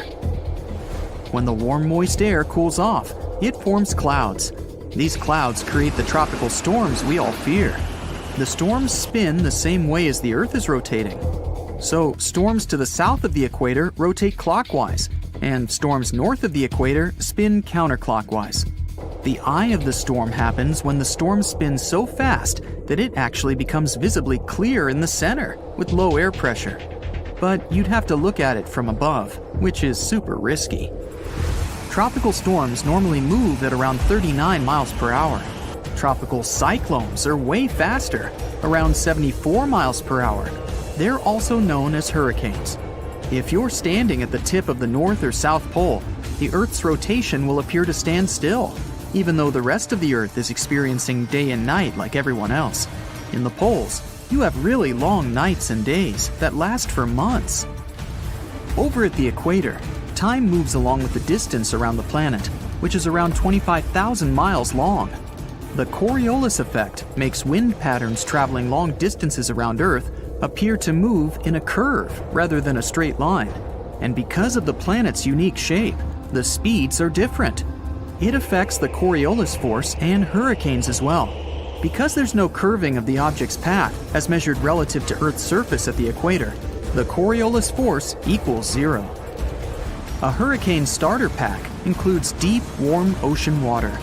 It all happens in the moist middle layers of the atmosphere, with a chilly atmosphere on top. It also takes some low wind and some surface disturbance. And it can stretch around 300 miles away from a large body of water where the center of a large hurricane is. The good thing is that hurricanes get weaker when they hit the land, because the warm water in the middle of the ocean isn't giving it the juice it needs to stay pumped. But it'll still carry a sustainable amount of damage with the strong winds and rain. In 1900, one of the biggest hurricanes struck near Central America and in the Gulf of Mexico. It then went as far as Florida and Texas, and is considered to be the most devastating hurricane in the United States' history. They first detected it on August 27th, and it lasted for many days. By the time it reached the Texas coast, the storm had turned into a Category 4 hurricane. Hurricanes are categorized on wind speed and intensity, using something called a Saffir-Simpson scale. There are 5 different categories from 1 to 5, with 1 being the weakest and 5 being the strongest. A Category 1 storm has winds moving at between 74 to 95 miles per hour. You can expect some trees to be uprooted and mobile homes destroyed.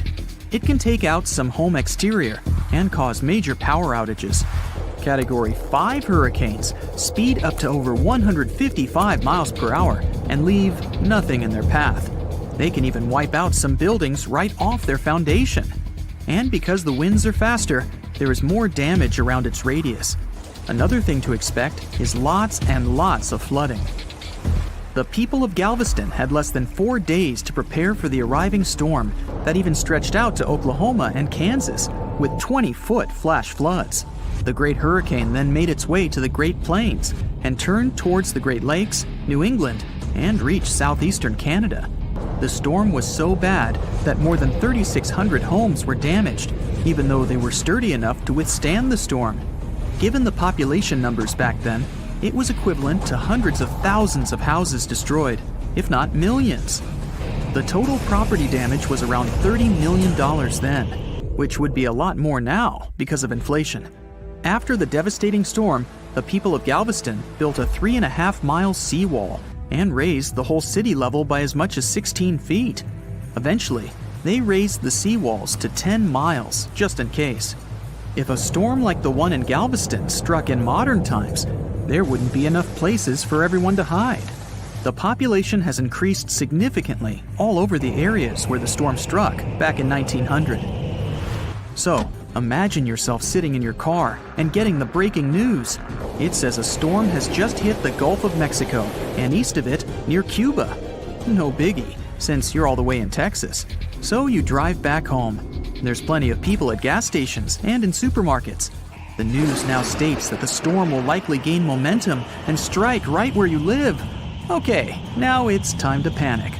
You want to get some stuff to prepare for the incoming storm, but all the shelves are empty by now. Everyone is pushing and shoving like at a rock concert. You grab whatever you can find and make your way back to your car. You're lucky enough to purchase some extra gallons of gasoline, just in case. You drive from supermarket to supermarket to try and get some stuff, but you're out of luck. Finally, you find a place that still has some essentials. You start stocking up your shopping cart when the local news urges everyone to evacuate. You only have a matter of hours to leave. But you left your dog at home!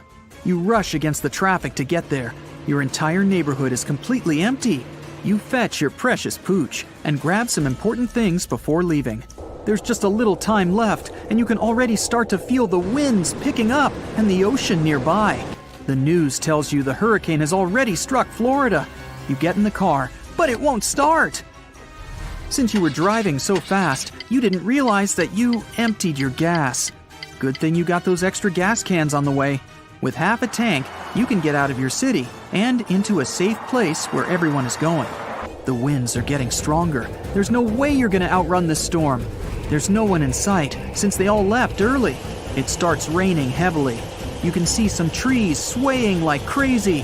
Finally, you find something that looks like a large shelter. You reach it to find out that it's just an abandoned mall. And then, the worst happens. You realize you've been going in the wrong direction all this time. You get out of the car for a bit to stretch out and see which road to take. The winds are so strong that you go back to the car only to find out that your dog ran off. You can't find her anywhere. You drive around and call out her name, but she doesn't respond. You see her standing behind some bushes barking. You run down to her and discover that she has found a cool underground abandoned shelter. The winds have now reached a dangerous point where you can't drive anymore. You gather your stuff and head down.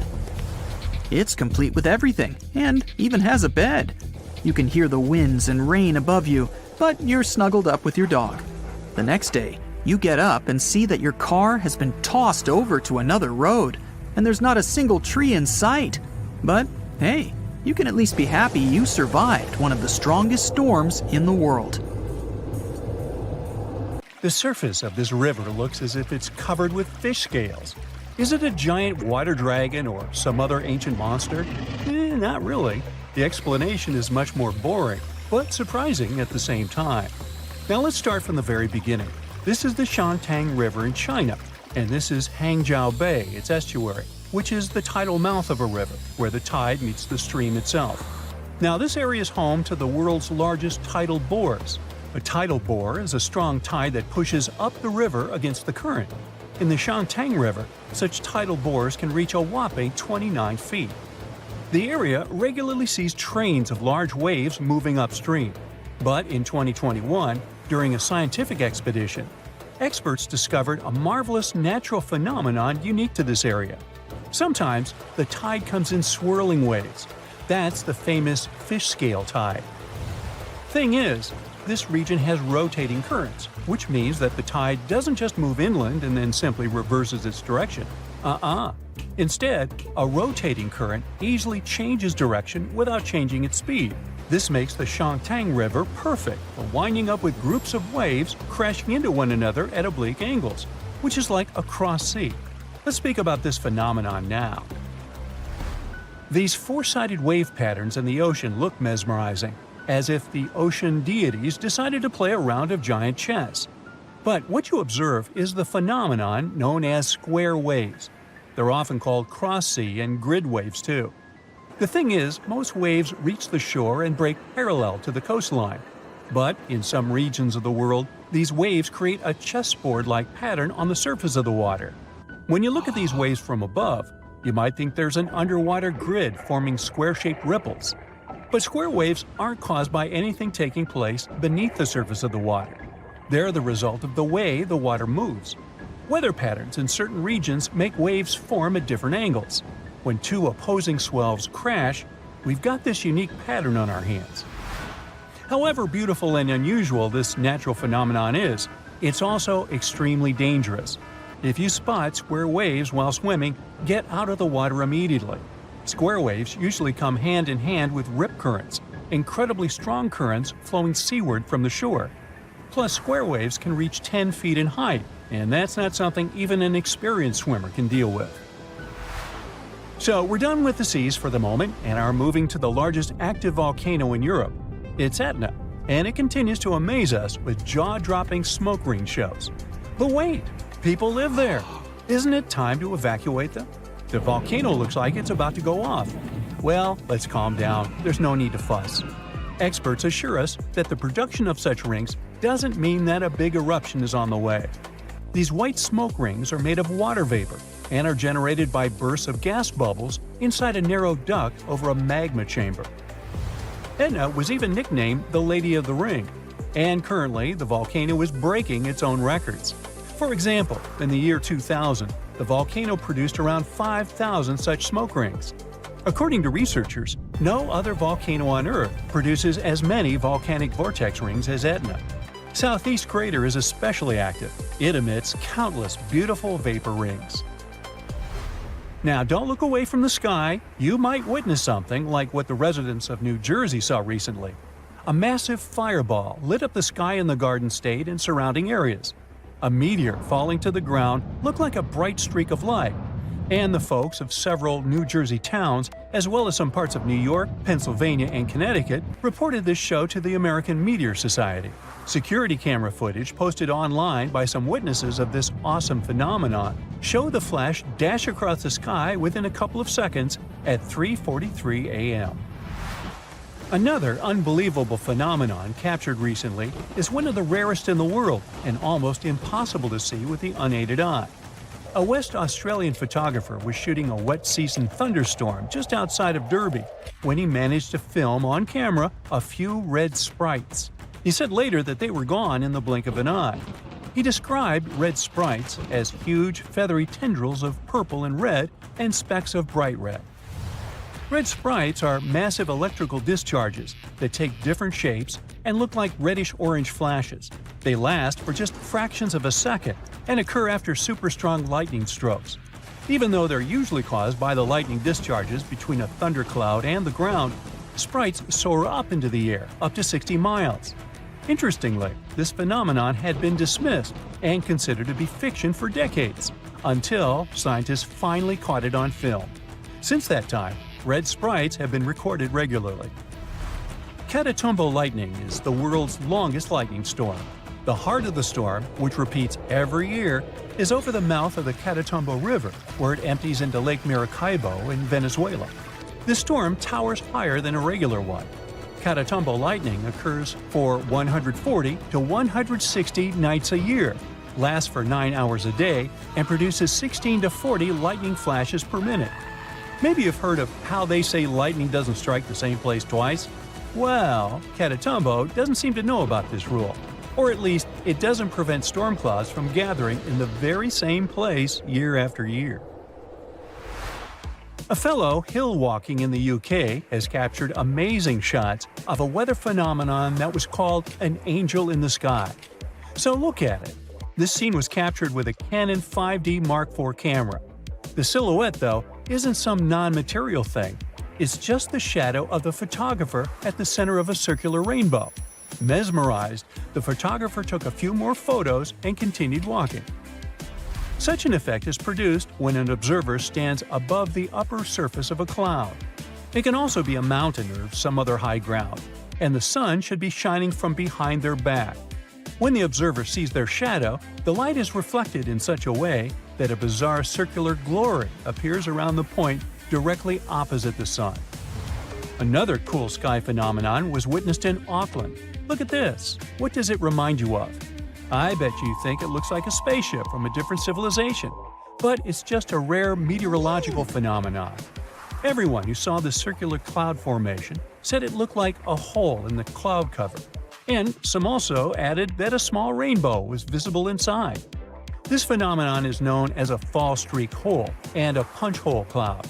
Such a formation is quite rare. Even experts have seen it just a few times throughout their careers. What happens here is some sort of atmospheric disturbance within supercooled water, the disturbance being an airplane or something similar. As a result, the supercooled water rapidly turns into ice crystals. Since the crystals are heavier than the surrounding cloud, they fall out, leaving a hole behind. The process happens high up in the atmosphere and is quick. It takes only minutes or so. Well, let's get back to the ground and examine the phenomenon people in the US can witness. It's an extremely rare one. Nothing similar has happened like this since 1803. What is it?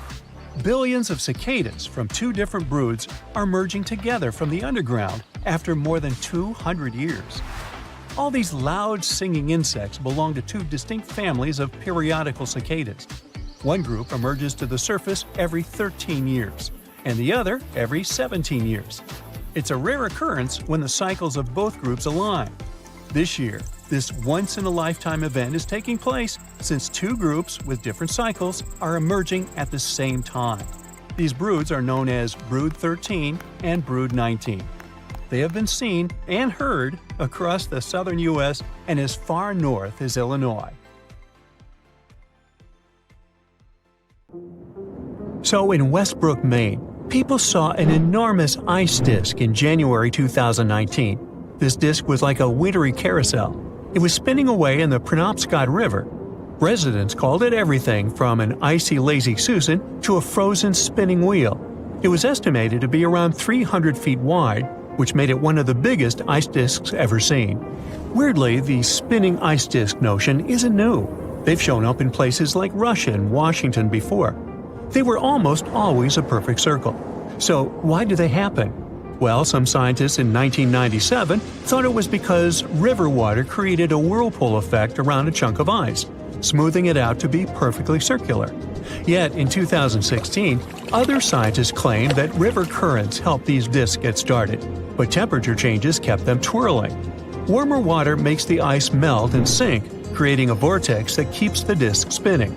The warmer the water, the faster it spins. Ever heard of the Hestilin lights of Norway? They aren't the same as northern lights. Think of these lights as glowing balls. They have been seen since at least the 1930s.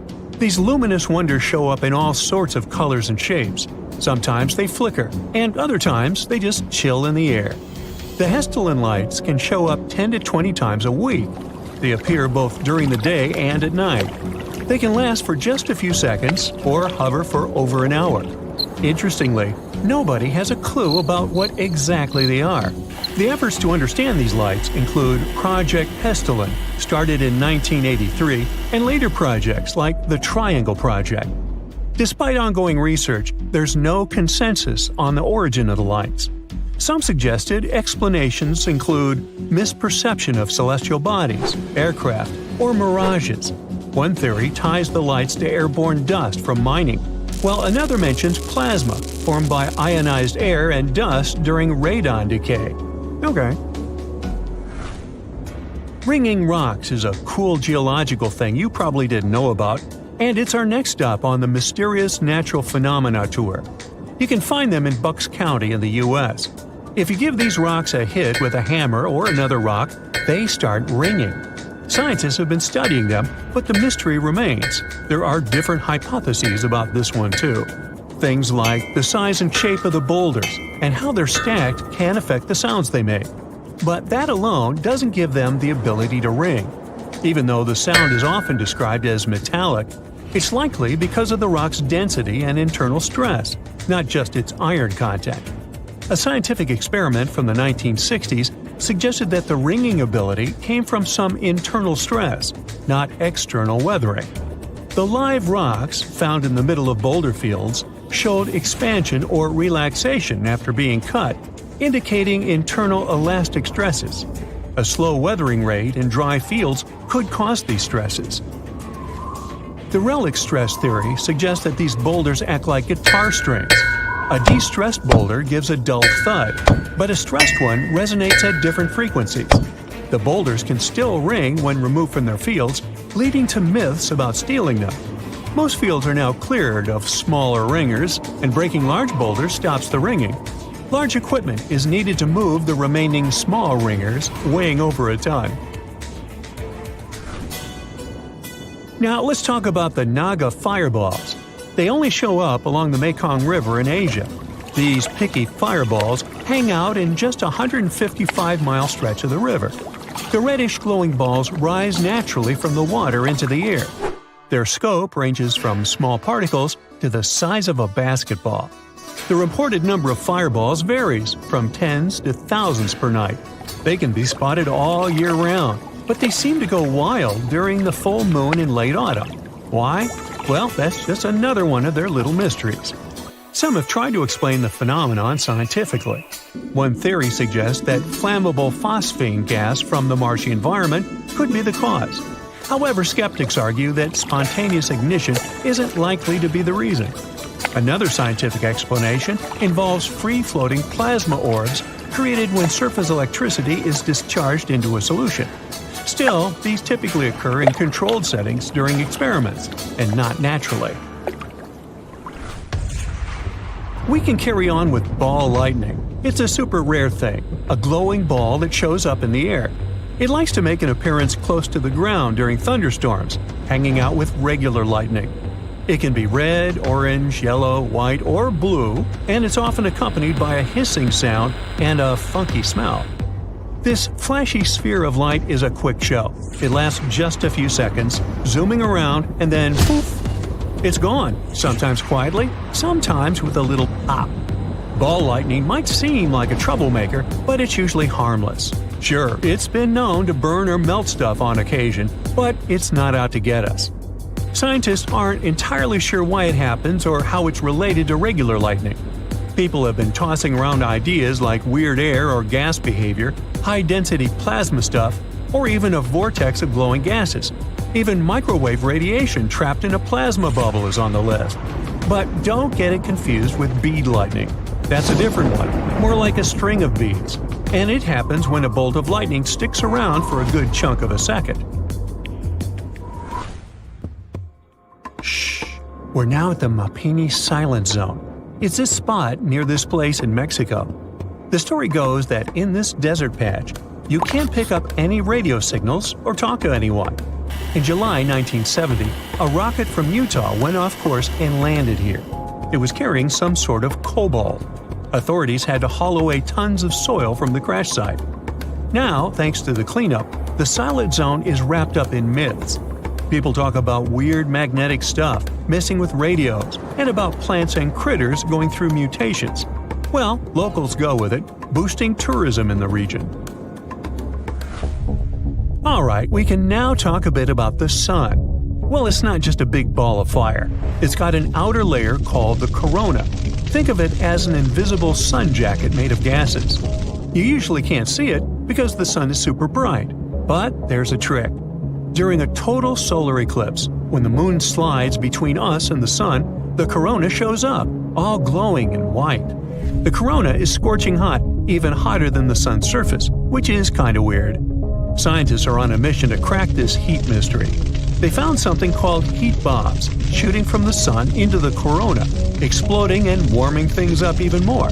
But that might be just one piece of the puzzle. You see, the sun's surface is like a playground covered in magnetic fields. These magnetic fields create cool shapes on the sun, like loops and streamers. Special telescopes help us see these cool patterns up close. The corona stretches way out into space, and from there, it sends out the solar wind that moves through our solar system.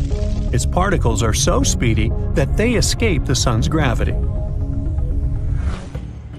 So, there's this cool spot called Kuala Sangalore Beach that you can only check out when the tide is low. The timing changes every day, and you can't get there when the tide is high. Most of the time, it's hiding under the sea, not even on the map. But when the tide's just right, bam, it pops up. Kind of like Malaysia's own version of Salar de Uyuni. People call it the mirror of the sky because when it's not underwater, it turns into a giant reflection of the sky. An awesome spot for cool Instapics. Besides being a sweet travel spot, it's also home to a bunch of marine life, like sea and baby clams that live all over the sandy shores. This is John. John seems to attract all kinds of bad weather and natural disasters wherever he goes. See for yourself. One day, John notices his dog is restless. The pooch keeps scratching the entrance door and wandering around the house. He even tries to hide in the corner, howling and barking. When some mugs start to clink in your cupboard, John realizes what it means. The noise is produced by foreshocks, mini earthquakes leading up to the main event. Earthquakes often happen in clusters. After a few weak quakes, a much bigger one is likely to be on the way. Sometime before the disaster strikes, people might notice bizarre blue lights. Some of them seem to be coming out of the ground. Others are hovering in the air. These are earthquake lights. They may appear days or mere seconds before the ground starts shaking. Now, John is walking along the ocean shore. Suddenly, he sees the water retreat from the beach. Really fast. Uh-oh. John, run away as quickly as you can and find some high ground. A tsunami is coming. And your life might depend on how fast you react. If John spots a bizarre and unexpected rise in sea level, it can be another sign of an approaching tsunami. This happens in 40% of cases. The incoming water is the first tsunami wave. The second one, way larger, will come in about 10 minutes. John can also notice seawater bubbling, swirling, and creating bizarre patterns. It's another sure sign a tsunami is near. John feels there's something strange about the sun. Through his special super dark sunglasses, he sees that there's some uneven flares around the star's contour. If these bizarre rays are accompanied by auroras all over the world, they're a sign of a solar storm. Such storms are usually caused by disturbances in the sun's magnetic field. In this case, the bursts of gas and radiation on the surface of the sun get so massive and powerful that they can even reach our planet. Luckily, solar storms aren't really dangerous for people, but they can mess with electricity and even cause blackouts. The sky over John's head is darkening and turning ominously green. Something hits him on the forehead. Ouch! He picks up the offending object. It's a hailstone, but it's not that cold outside, and it's not raining. Soon, he hears some noise. It's approaching rapidly and turns into a loud roar. It sounds as if a freight train is moving towards him, but it's not a train. It's a tornado. The funnel isn't visible behind a cloud of debris, but John can't mistake this rotating column of air for anything else.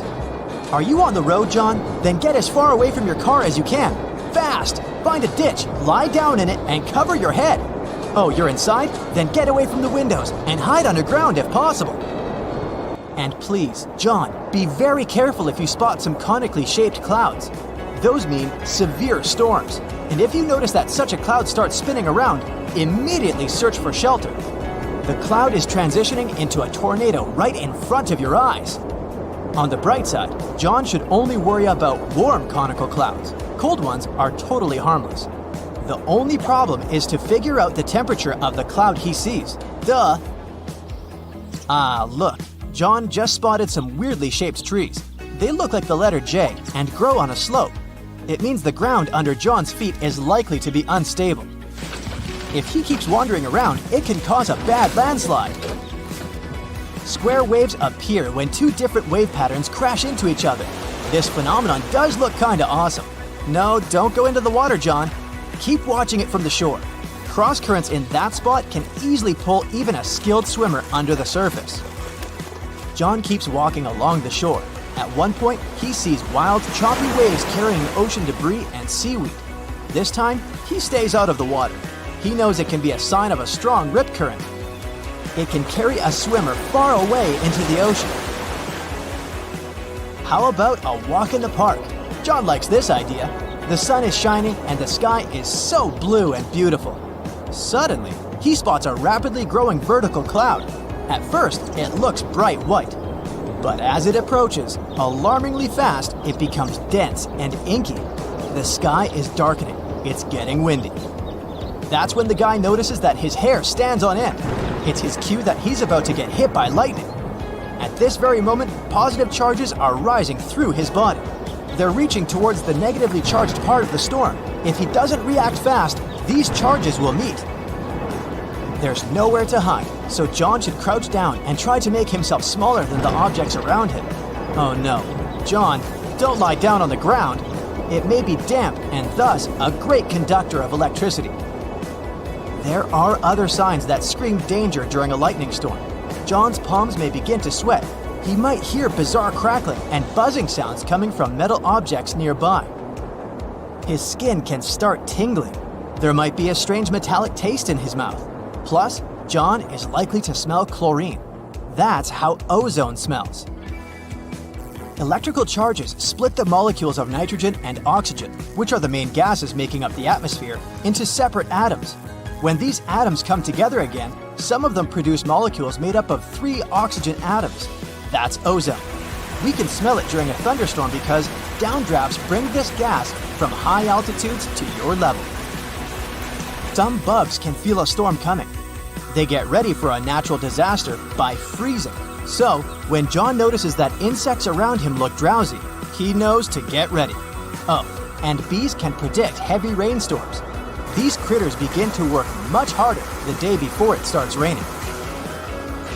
While walking next to the river during a period of heavy rains, John hears a roaring sound. He feels paralyzed with fear. It's likely to be a flash flood moving in his direction. Indeed, he soon sees debris coming down with the flow. The water is rapidly changing its color, becoming muddier and darker. Flash floods are very, very dangerous. Take care of your safety immediately, John. Another day, John sees a spectacular wall cloud. It seems to be stretching for up to 5 miles. In the best case scenario, it's just a severe storm coming. But if the wall cloud begins to move in a circle, it's a sure sign of a tornado. John is walking across a snowfield in the mountains, listening to the sounds the ice under his feet makes. The noise is kinda hollow. Quickly check whether there are cracks around your footprints, John. If so, the chances are an avalanche is about to happen. Soon, John sees an avalanche moving in his direction. He does his best to get off the slope. In most cases, he could probably outrun it by heading downhill and then veering sideways, but not this time. He realizes he doesn't have enough time and heads for the nearest tree.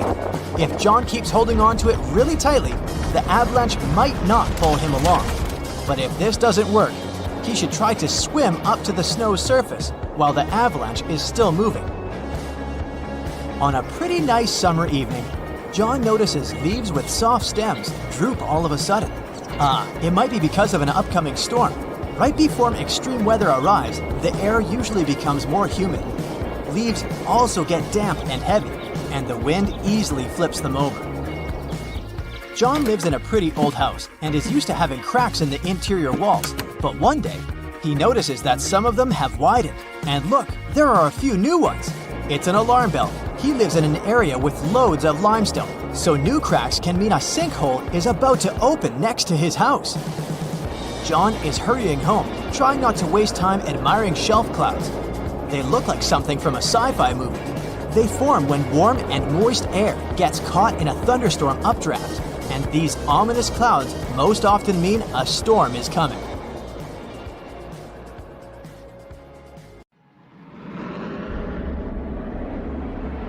You're dozing off in your window seat on a plane. It's getting dark since it's almost 11 p.m. Suddenly, something wakes you up. You glance out of the window and see a really strange phenomenon, something that creeps you out. There are bright red, huge flashes illuminating the sky at a distance. They resemble some nightmarish jellyfish. Those are sprites, also called red sprites due to their color. They're also known as cloud-to-space lightning. These varied visual shapes flickering in the night sky are large-scale electric discharges, which is a clever word for a lightning strike. They occur high above thunderstorm clouds at altitudes of 30 to 56 miles. That's why you can see them so well from your plane window. The coolest thing about sprites is that they're positively charged lightning. This is a very rare type that makes up a mere 5% of all lightning strikes. People first spotted this phenomenon in 1886, and it was first photographed in 1989. In 2018, the legendary Niagara Falls, located at the border between New York State and Ontario, Canada, managed to surprise everyone. Tourists who came to admire the roaring waters found the falls frozen. Well, the waterfalls weren't frozen per se. This is impossible for a mass of flowing water that huge. But microscopic water droplets, as well as the mist, formed a crust of ice over the rushing water. It created an illusion that Niagara Falls was frozen all over. In reality, the water kept flowing beneath the ice. Imagine ponds filled with ice-cold water and covered with ice. Easy, huh? And now picture dozens of alligator snouts that are poking out of the ponds, still and frozen in ice. That's what you'd seen if you had visited the swamps of North Carolina at the beginning of 2018. Despite this terrifying picture, the animals were very much alive. That was a very special crocodile way to survive abnormally cold weather. Since their nostrils were above water, the animals could breathe.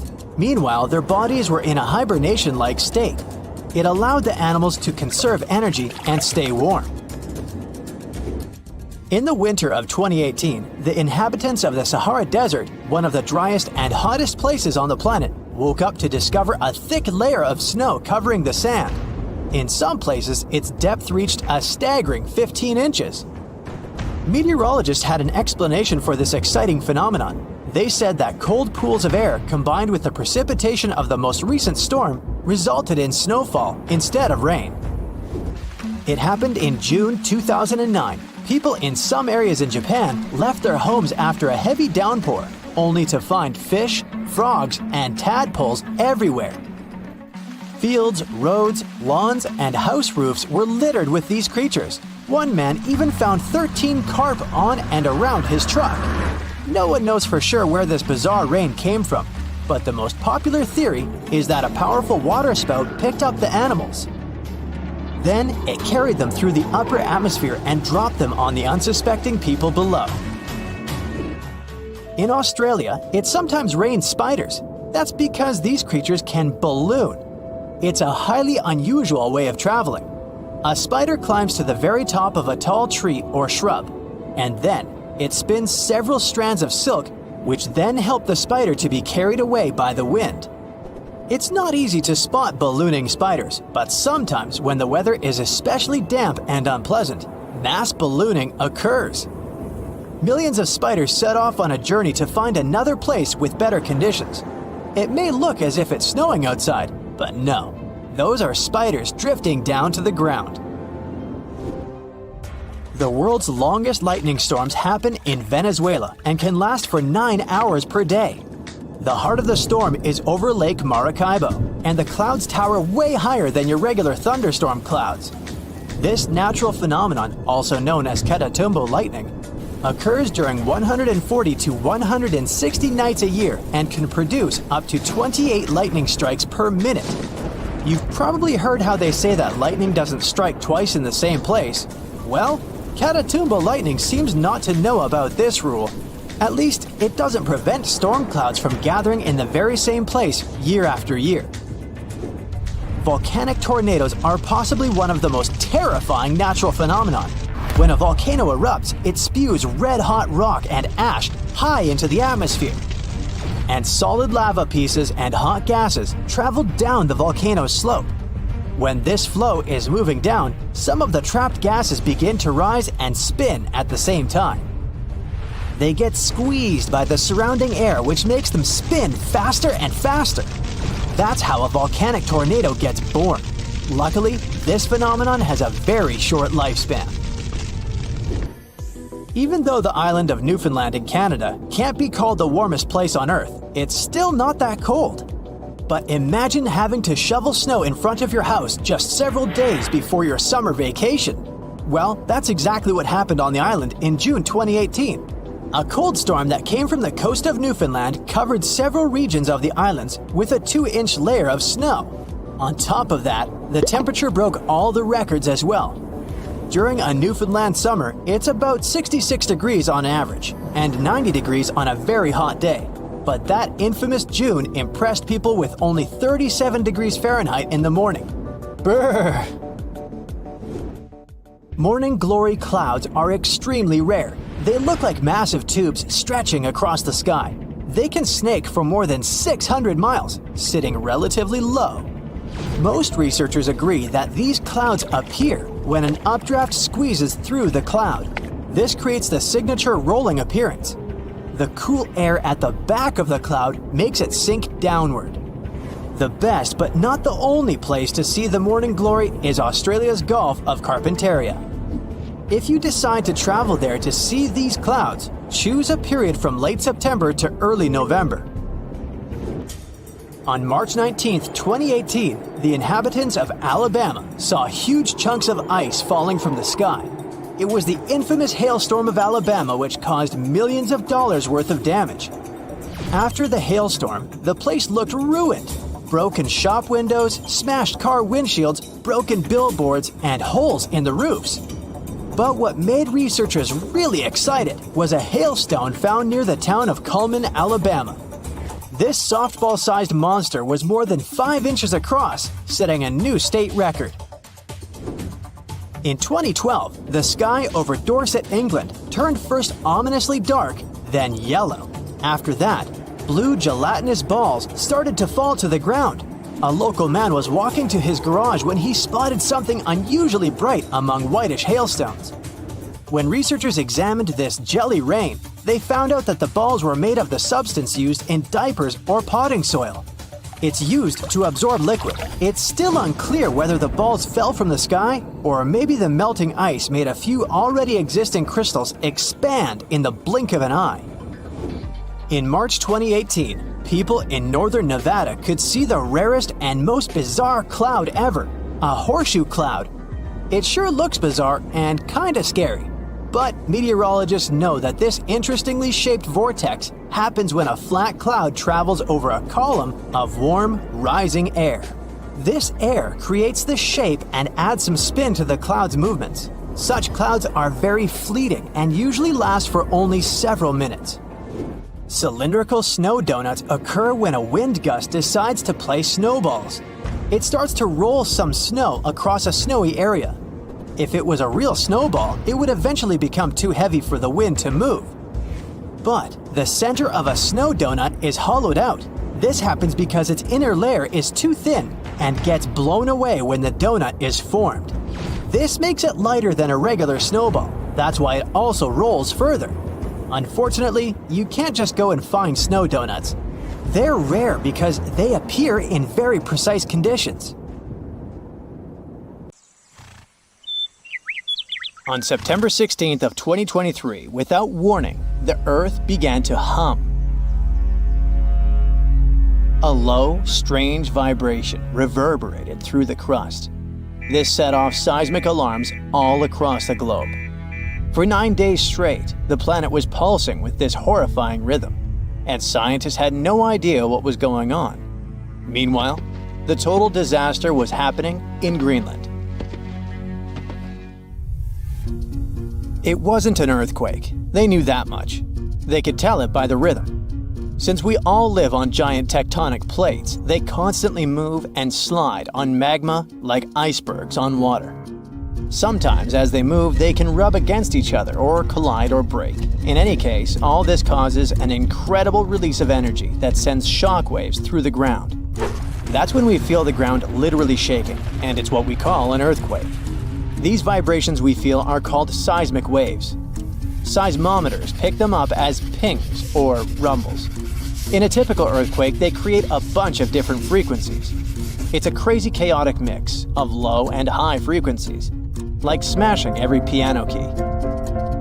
What was weird about the Greenland event is that the signals weren't like that at all. It was a steady, single-frequency vibration, as if some ancient machine was stirring beneath the earth. It's like one piano key being struck over and over, creating a doom-like, repetitive sound. Turns out, what they were hearing wasn't the noise of tectonic plates going wild. It was a phenomenon seismologists had never seen before. The days passed, and the mysterious noise just kept going. The vibrations repeated every 90 seconds, echoing around the world. The hunt for answers was growing more desperate. Seismologists had no idea what they were dealing with. They had to gather a huge international team of 68 people from 15 countries. All these scientists were gathering seismic data, satellite images, and doing some advanced math for several days, until they finally realized who the culprit was. Water. It all happened in a remote, desolate region of East Greenland. This place is full of fjords, narrow inlets of the sea between high cliffs, kinda like deep water-filled valleys surrounded by towering rocky sides. In this area, surrounded by jagged peaks and icy waters, the air was still. The landscape seemingly frozen in time. Nothing here changed much for years. Until one day, a colossal landslide has unfolded in the Dixon Fjord. One of those steep mountainsides towering over the fjord at almost 4,000 feet high collapsed in a massive landslide. Picture a huge chunk of this mountain crumbling and crashing down into the fjord below. This sent a deluge of rock and ice crashing into the water. The impact was just apocalyptic. 882 million cubic feet of debris. That's enough ice and rock to fill 10,000 Olympic-sized swimming pools, or 10 Great Pyramids of Giza. And all this nightmare hurled into the water with such force that it kick-started a tsunami about 360 feet high, taller than the Statue of Liberty, into the air. What's crazy is that this incredibly powerful wave was trapped in the fjord by narrow cliffs, unable to escape. It's like water sloshing in a closed bathtub. For 9 days, the mega tsunami continued to churn through it. That's why we heard this endless hum. It was a rhythmic back and forth of the water slamming against the walls. The shock waves were rippling deep into Earth's crust, vibrations so strong that they were picked up by seismometers around the globe. This was a phenomenon so rare, so unprecedented, that it left scientists stunned. It turned out to be a perfect storm of elements. A glacier, weakened by years of warming, could no longer bear the weight of the mountain above. This collapse was inevitable, and the chaos literally shook the Earth to its core. And people often hang out in this area with cruise ships passing by. We're lucky that no lives were lost in the disaster. It was a close call though. A tourist ship stranded in the area just 2 days before narrowly escaped the tsunami's reach by pure luck. But it doesn't mean there were no losses. The waves destroyed a nearby Inuit site, which was there untouched for over 200 years. They also swept away the huts at a research station that were about 43 miles away. The vibrations traveled from Greenland to the South Pole in less than an hour. That just shows how dangerous events like this can be. And this isn't the only place where such catastrophes are happening.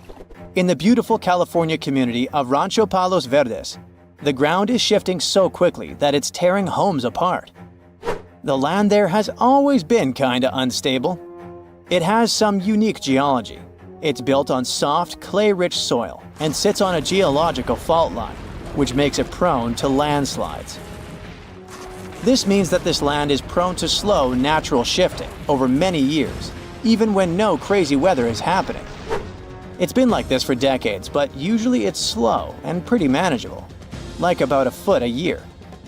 Imagine a tree that you played with as a kid moving 20 feet to the left as you grow up. For decades, residents adapted. They built their homes on adjustable beams. This helped the houses to move with the land. And that strategy worked well, until now. Recently, things have been getting much worse in the community. Now, the land is moving by a foot in a single week. That would be like if the same tree moved almost 960 feet since you were a child. The past 2 years have also caused some heavy rains, and the weather has been getting worse. This increased water content in the soil. The land became heavier and more prone to rapid movement. Now, this once idyllic seaside escape turned into a disaster zone. Cracks have appeared in closets, gardens, and roads, growing larger with each passing day. Streets that were once smooth are now buckled and twisted, with roads turning into a crazy theme park. Houses that once stood firm are being ripped from their foundations, some of them split in half. One of the houses had its front door 8 feet off the ground. Entire neighborhoods have been plunged into chaos. Utility companies had to switch off gas and electricity indefinitely to prevent potential disasters. The hardest hit is the coastal neighborhood of Portuguese Bend, where residents are living on the edge. Literally. It always had amazing ocean views and cool sea breezes, with horses and peacocks still wandering the tree-lined streets. But now, it's like an earthquake hit. Only this time, the earth isn't stopping. For many, this place feels like paradise, if only the land would stop shifting beneath their feet. So the locals don't give up. Some of them had to leave, but many are determined to stay and fight, despite the destruction. But they still have to pour in hundreds of thousands of dollars to save their properties. People have installed generators to keep the lights on and set up sewer systems and pumps to drain the groundwater causing the landslides. Some say that the only way for these neighborhoods to survive might be to go completely off-grid, installing power walls to store energy and stuff like that. People are trying their best to run the sewer system off generators. They hope that they could get rid of this water in the soil that's causing these hellish landslides in the first place. They're determined to fight, but they will need help and support from the government to fight this disaster. Landslides are actually more common across the US than many might think. And new maps and data show that tons of people in the country might be in danger. Scientists managed to create the first very detailed, very cool map that shows where these landslides might happen, county by county. It's based on a lot of data and the history of 1 million previous landslides. They say that nearly 40% of the United States is at risk of experiencing landslide activity, which could lead to some insane catastrophes in certain areas. Luckily, now both residents and engineers can keep this in mind. But all this shows how vulnerable we are to natural disasters, and how we should always stay alerted. Hey, ever heard of a fire rainbow? Yeah, me neither. How about a circumhorizontal arc? Didn't think so, but just so you know, they're one and the same thing. At first glance, it looks like a painting, or like a rainbow-colored splash in the sky. Despite the name, they have nothing in common with either fire or rain. This phenomenon happens on rare occasions when the sun shines through a particular type of ice cloud formation. The rainbow halos are just as unique. Again, a specific type of ice crystals in clouds needs to be present for the surface of the Earth to bend light from the sun into a perfect ring. The same thing can happen with moonlight.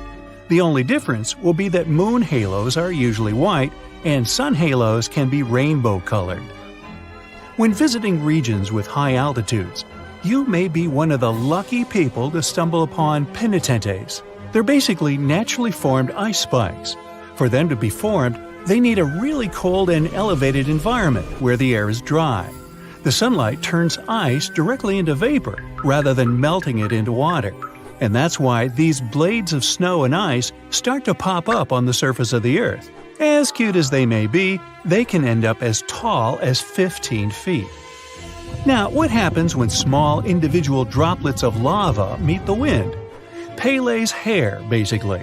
Let me explain. The word Pele comes from an ancient Hawaiian symbol for volcanoes.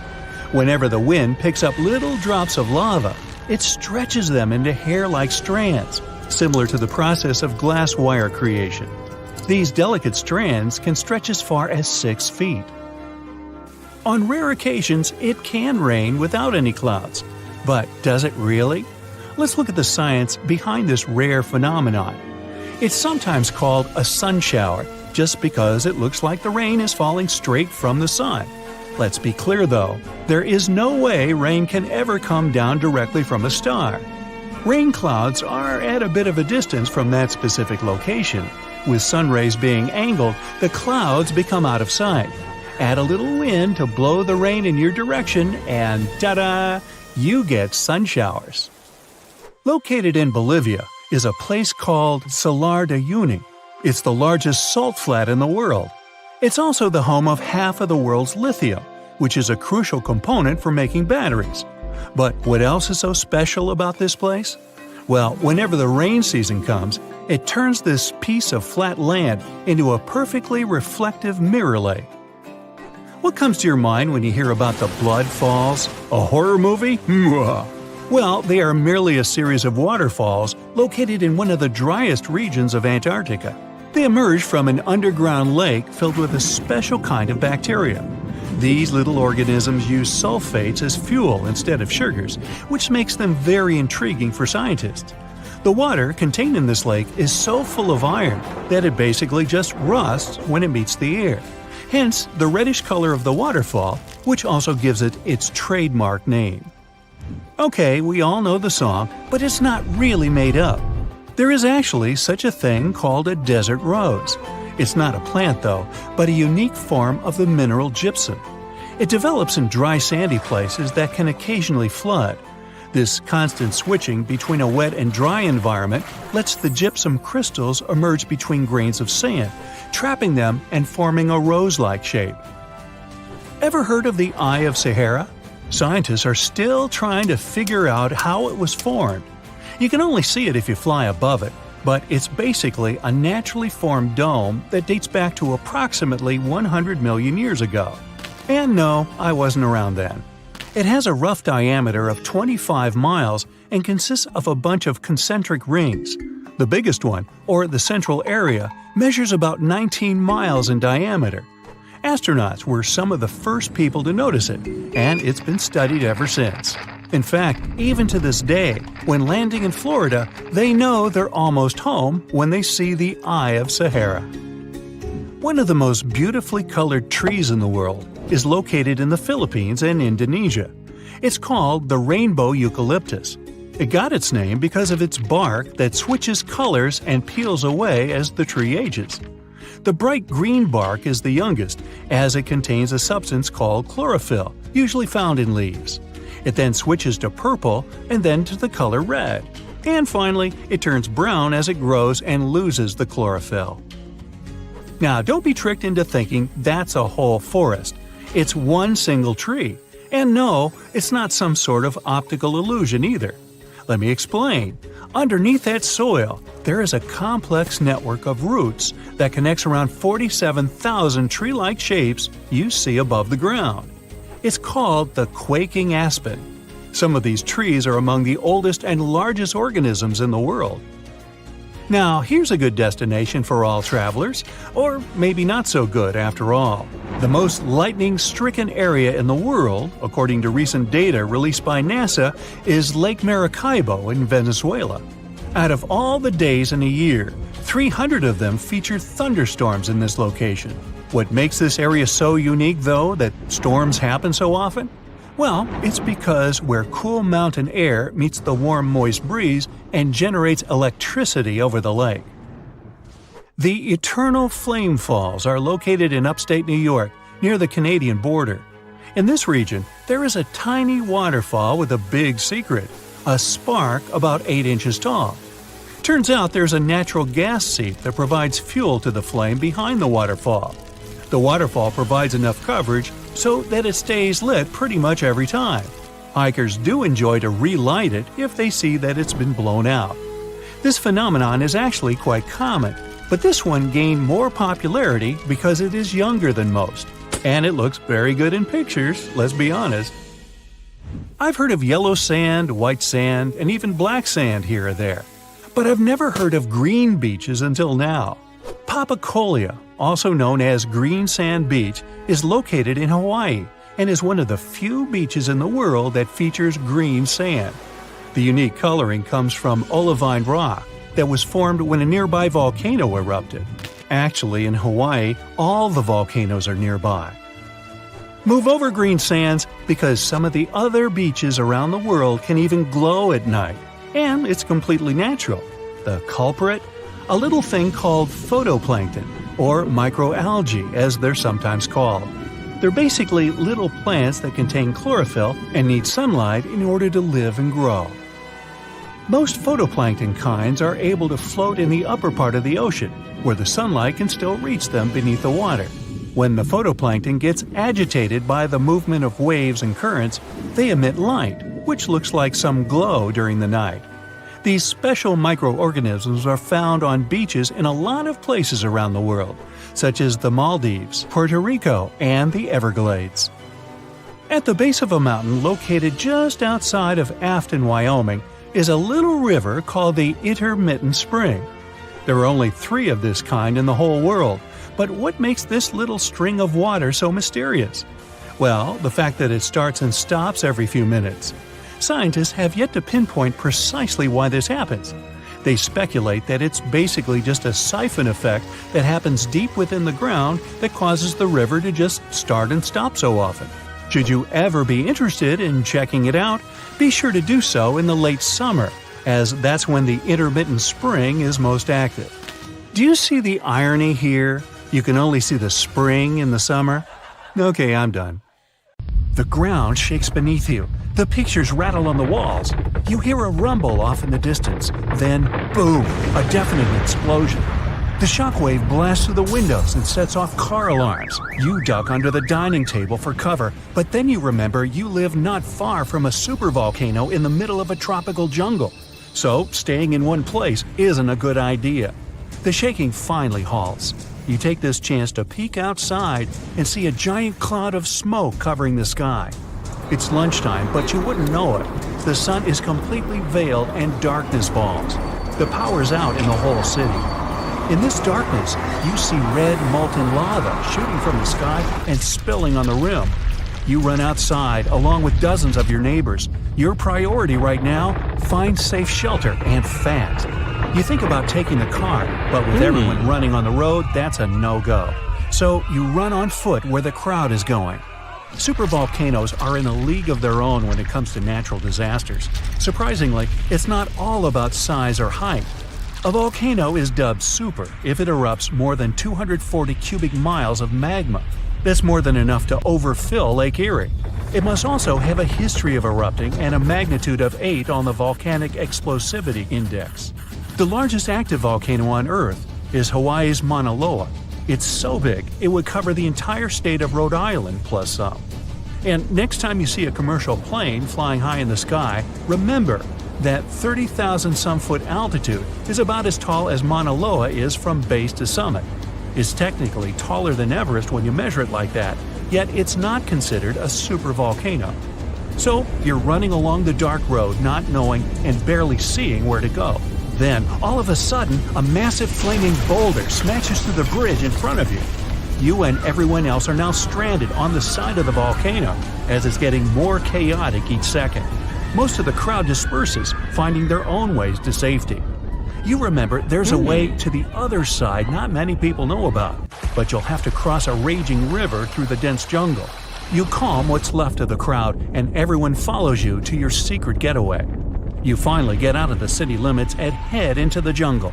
With the sky already dark, the tall trees and thick leaves make it almost pitch black. Everyone gets out their phone flashlights to navigate through the dark path. You all need to stick together and make sure nobody gets lost. Suddenly, fiery rocks strike the trees not far from you. Everyone jolts and tries to rush ahead, but nowhere is safe when it's raining scalding fire all around. You and your group have to pick up the pace or else. Imagine a typical avalanche or mudslide. Very dangerous situations on their own. Now, imagine an avalanche of lava rocks and lava sliding down a mountain instead of mud. That's what's making its way towards you right now. More and more people catch up with your group and bring news that the entire neighborhood is submerged in lava. It's traveling quicker than you thought. You can never really predict how fast a lava flow will be until you see it. It all depends on how thick it is and how steep the mountain slope. Lava can move slowly at about 20 feet a minute, a fraction of the average person's walking speed. Or it can flow as fast as 30 miles per hour, which even the fastest person on Earth can't outrun. But the lava isn't even the most dangerous problem. If you didn't have protection, the gases spewing from the eruption would fill your lungs, and those spread faster and further than the lava flow. Your eyes and throat would be itchy. You'd get a headache, dizziness, increased heart rate, difficulty breathing. The worst would be passing out from the lack of oxygen. Luckily, everyone managed to grab their gas masks before leaving their homes. You're now entering the treacherous terrain of the jungle and the danger zone. Everyone's phone batteries are giving out one by one, so your vision is even more limited. The terrain is tougher and you can't hear any sounds from the river. At this point, you're not even sure if you're going the right way. But your instincts tell you the deeper you go, the safer you'll be. The path is muddy, and the vines are hindering everyone's movements. That's when you hear something big running through the jungle. It's coming up on you fast. You can't see a thing until it's right up on you. A bear! And there goes a rhino. Wild cats, domestic cats, dogs, different creatures of all sizes and species. They all come running through the jungle right past you. You and your fellow humans aren't the only ones fleeing from the eruption. The rumbling is still going on. Before you know it, a shower of fire rocks strikes right behind you and ignites parts of the jungle. There's no going back. Everyone picks up and runs for it. You hear thunder in the distance. A flash of lightning lights up the dark sky. You think, finally, some rain to wash away this fiery nightmare. But that's not a regular storm brewing. These giant smoke clouds can mimic a thunderstorm under similar conditions. Your luck finally pays off. You hear the river straight ahead. You reach the bank and have to hop on some stones to get to the other side. You almost slip when someone from the group catches you just in time. Whew, that was too close. Not far down the river is a large waterfall leading straight to a shallow lake with sharp rocks at the bottom. The ash from the lava falls like snow, covering most of the trees and landing on the river. Ash is one of the most dangerous things about volcanic eruptions. You're soaked to the bone, but it's a lot better than ash and smoke. And then the rest of the group follow. The next thing you know, the river starts steaming as lava meets the bank and runs into the water. You try your best to speed things up. The lava can heat this water up to dangerous levels, and there are still people slowly crossing the river on the slippery rocks. Luckily, you manage to get everyone across. Well, almost everyone.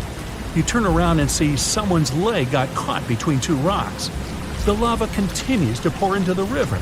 You can feel the heat of the steam. You rush back to this person and try to pull them out. Their leg won't budge. Someone else from the group comes to help, and you're finally able to pull them out in the nick of time. You and everyone else, now exhausted from your trek, keep going as far as possible. That's when you see the main road that connects you to the broken bridge. There are others on the road that got out safely, and even some cars filling up with survivors and heading fast out of the area. The volcano is still spewing lava, and the entire city is flooded with it. What was once your town now looks like a giant burning lake. Planes and helicopters can't fly because of the smoke and ash, so don't count on an air rescue. You're still at risk even though you're on safer ground, so it's still too early to celebrate. Everyone continues to move away from the city. The further, the better. The ground continues to shake, but this time it's even more intense than before. Supervolcanoes are powerful enough to cause many earthquakes. But it's a good thing you're out in the open, far from the buildings and debris in the city. Now, back to reality. Rest assured that a volcanic eruption of this intensity won't happen for a very long time, as in millions of years. Besides, thanks to warning systems and humanity's preparation for such an event, it's extremely rare for even a regular volcano to do as much damage as it could. So, don't scratch Yellowstone off your travel list just yet. An earthquake in Indonesia began in 1829 and lasted a mighty 32 years. It reached its climax in 1861 and hit a magnitude of around 8.5. It was caused by the tectonic plates below the island slowly clashing against each other. Researchers discovered that the quake had been building for some time after analyzing the coral in the area. They found it was being periodically exposed to the open air. That was caused by the gradual earthquake moving the land up and down.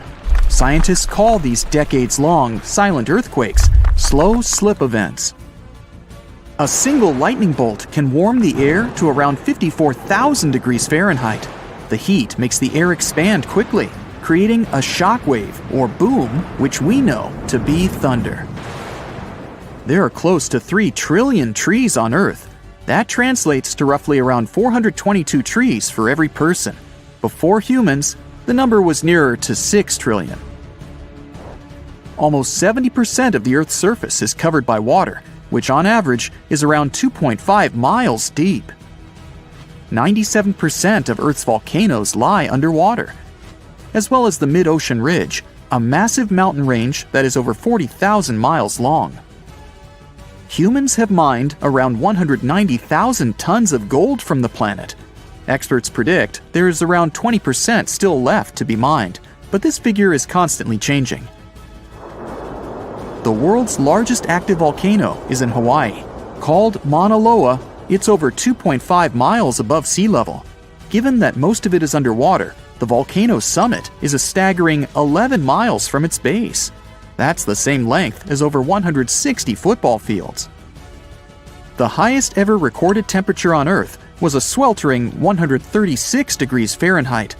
It was recorded in El Azizia, or modern-day Libya, on September 13, 1922. The lowest temperature was a chilling minus 129 degrees Fahrenheit, recorded at Russia's Vostok station in 1983. Earth is the 5th largest planet in the solar system, behind Jupiter, Saturn, Uranus, and Neptune.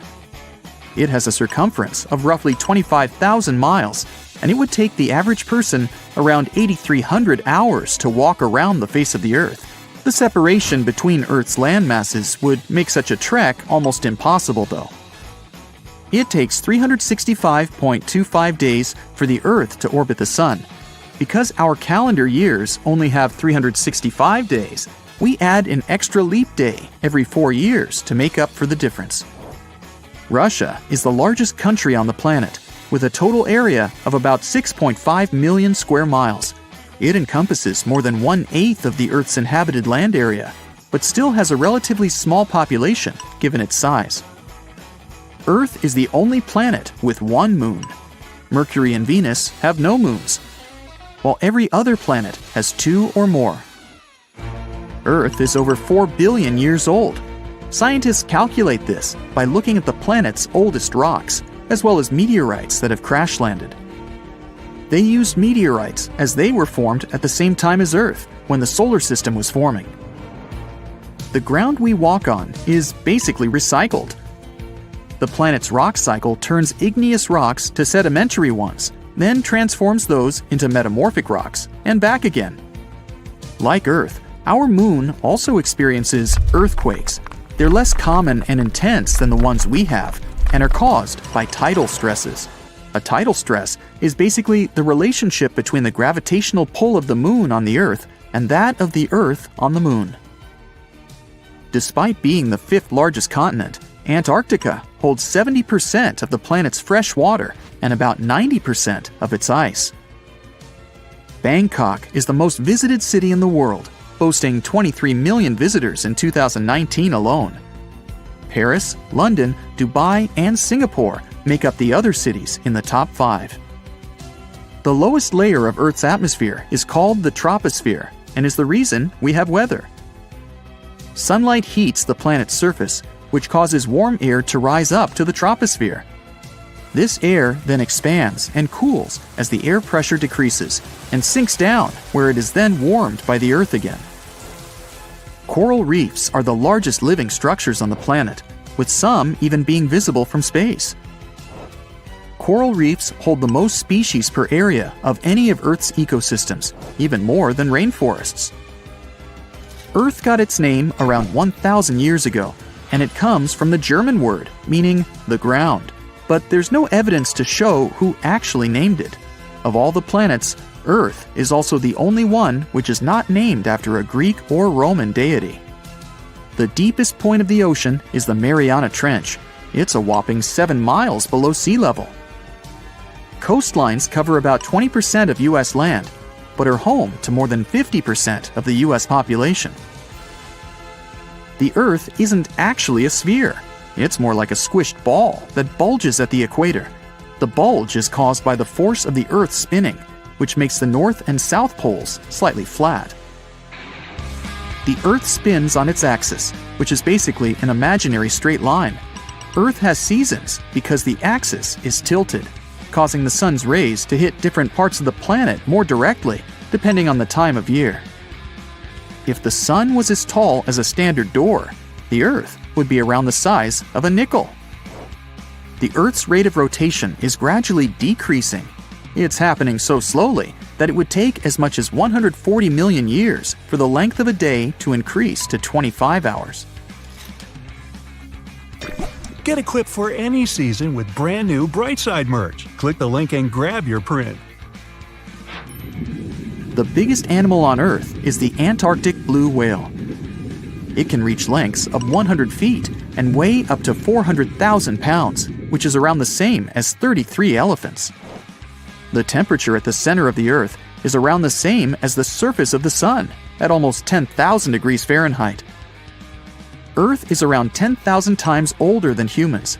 Earth is around 4.5 billion years old, whereas humans have been around for, at most, 450,000 years.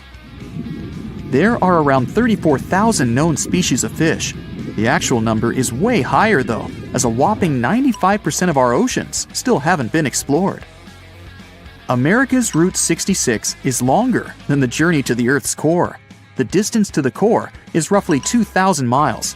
Route 66 is almost 2,500 miles. The Earth is made up of 3 main components: the crust, the mantle, and the core, which is divided into the outer core and the inner core. Scientists have estimated that there are around 8.7 million species on the planet. Out of this, between 1 to 2 million of these species are animals. But roughly 86% of land species and 91% of fish have yet to be discovered by humans. Ancient astronomers used to think that the Earth was the center of the universe. For 2,000 years, they believed the Earth to be static, while other bodies traveled in orbit around us. In 1543, Copernicus published his sun-centered model of the solar system. Earth is the densest planet in the solar system. The density varies across its different crusts, but the planet's average density is just over 3 ounces per cubic inch. Mount Everest is the highest point on the planet. Its peak is the highest altitude above sea level at around 5.5 miles. Each year, 1 septillion crystals of snow fall on Earth. That's a trillion snowflakes. Snow covers about 31% of Earth's land area each year. Of Earth's water, only around 3% is fresh water. The other 97% is salted. Of that 3%, about 2% is frozen in ice and glaciers. So, less than 1% of the planet's fresh water is actually in lakes, rivers, and underground. The world's largest inland body of water, or lake to us normal people, is the Caspian Sea. It has an area of 140,000 miles squared. The world's deepest lake is Lake Baikal in Russia and is 5,300 feet deep. Earth's atmosphere is roughly 78% nitrogen and 21% oxygen, with small amounts of water vapor, carbon dioxide, and other gases. No other planet is believed to have this much oxygen, which explains why Earth is the only planet where life has been discovered so far. Apart from the Moon, there are 2 asteroids in co-orbital orbits with Earth, sometimes called Earth's second moon. 3753 Cruithne is an asteroid that looks like it's following the Earth in orbit, but it's actually following its own path around the Sun. 2002 AA29 is another asteroid which makes a horseshoe orbit around the Earth that draws it close to the planet every 95 years. The strongest earthquake ever to strike east of the Mississippi River that happened over 200 years ago was never over, according to some scientists. Most earthquakes last seconds to minutes, and the official record breaker so far is a silent one in Sumatra that was going on for 32 years. This slow slip event triggered a massive quake and a tsunami. So if it's true that the new Madrid earthquake is still sending aftershocks, we'll have a new top name for this sad list. The earthquake started in December of 1811 with a powerful quake in a sparsely populated part of northeast Arkansas. They felt the shaking almost 1,000 miles away in the White House, and the tower bells were ringing in Boston, even further away. It even made the mighty Mississippi flow backward for a few minutes over new waterfalls formed by shifted ground. The town of New Madrid, Missouri, completely disappeared in the disaster. The Earth wouldn't stay still until the end of January the following year, when things got serious again. A massive quake hit, this time near the junction of the Ohio and Mississippi rivers, right in the Missouri boot heel. Geologists believe it was a rupture on the New Madrid Fault, putting even more strain on the nearby Reelfoot Fault. Just when people thought it couldn't get worse, another 2 weeks of trembling passed, and the Reelfoot Fault snapped deep beneath New Madrid. Down in Tennessee, about 15 miles south of New Madrid, the ground uplift created Reelfoot Lake. Steamboats were chugging along the river, with thousands of trees floating and acres of woods torn apart by the quake. In St. Louis, Missouri, which is 160 miles away, buildings were badly damaged, and chimneys fell in Cincinnati, Ohio, 400 miles away. People all the way in Montreal, Canada, over 1,000 miles away, felt the earthshake. Seismologists have registered about 200 small earthquakes in the New Madrid seismic zone every year since 1974. Some researchers believe that up to 30% of those were aftershocks from those big quakes back in 1811 and 1812. In parts of the U.S. where there's not much tectonic action going on, these aftershocks could keep rumbling for years, maybe even centuries, after the big ones hit. Aftershocks are the Earth's way of releasing all that built-up stress from the main quake. When the ground shakes from the first earthquake, it puts a lot of pressure on the rocks nearby. And when those rocks can't take it anymore, they crack, causing even more shaking. That's the aftershock. And they can be pretty intense, especially right after the main quake, but weaken over time. Not all scientists agree that contemporary earthquakes have to do with those from 200 years ago. We mostly associate faults with those lines where Earth's plates meet. But there's a whole network of those right under the center of the North American plate. They're like relics from 750 million years ago, when North America was part of a supercontinent called Rodinia. When Rodinia started to break up, it left behind these rifts, weak spots in the Earth's crust that run deep beneath the modern Midwest. It could explain the earthquake action. An international team of geologists decided to take a fresh look at 3 major earthquakes that shook North America and end the debate. They used a new math method called the nearest neighbor.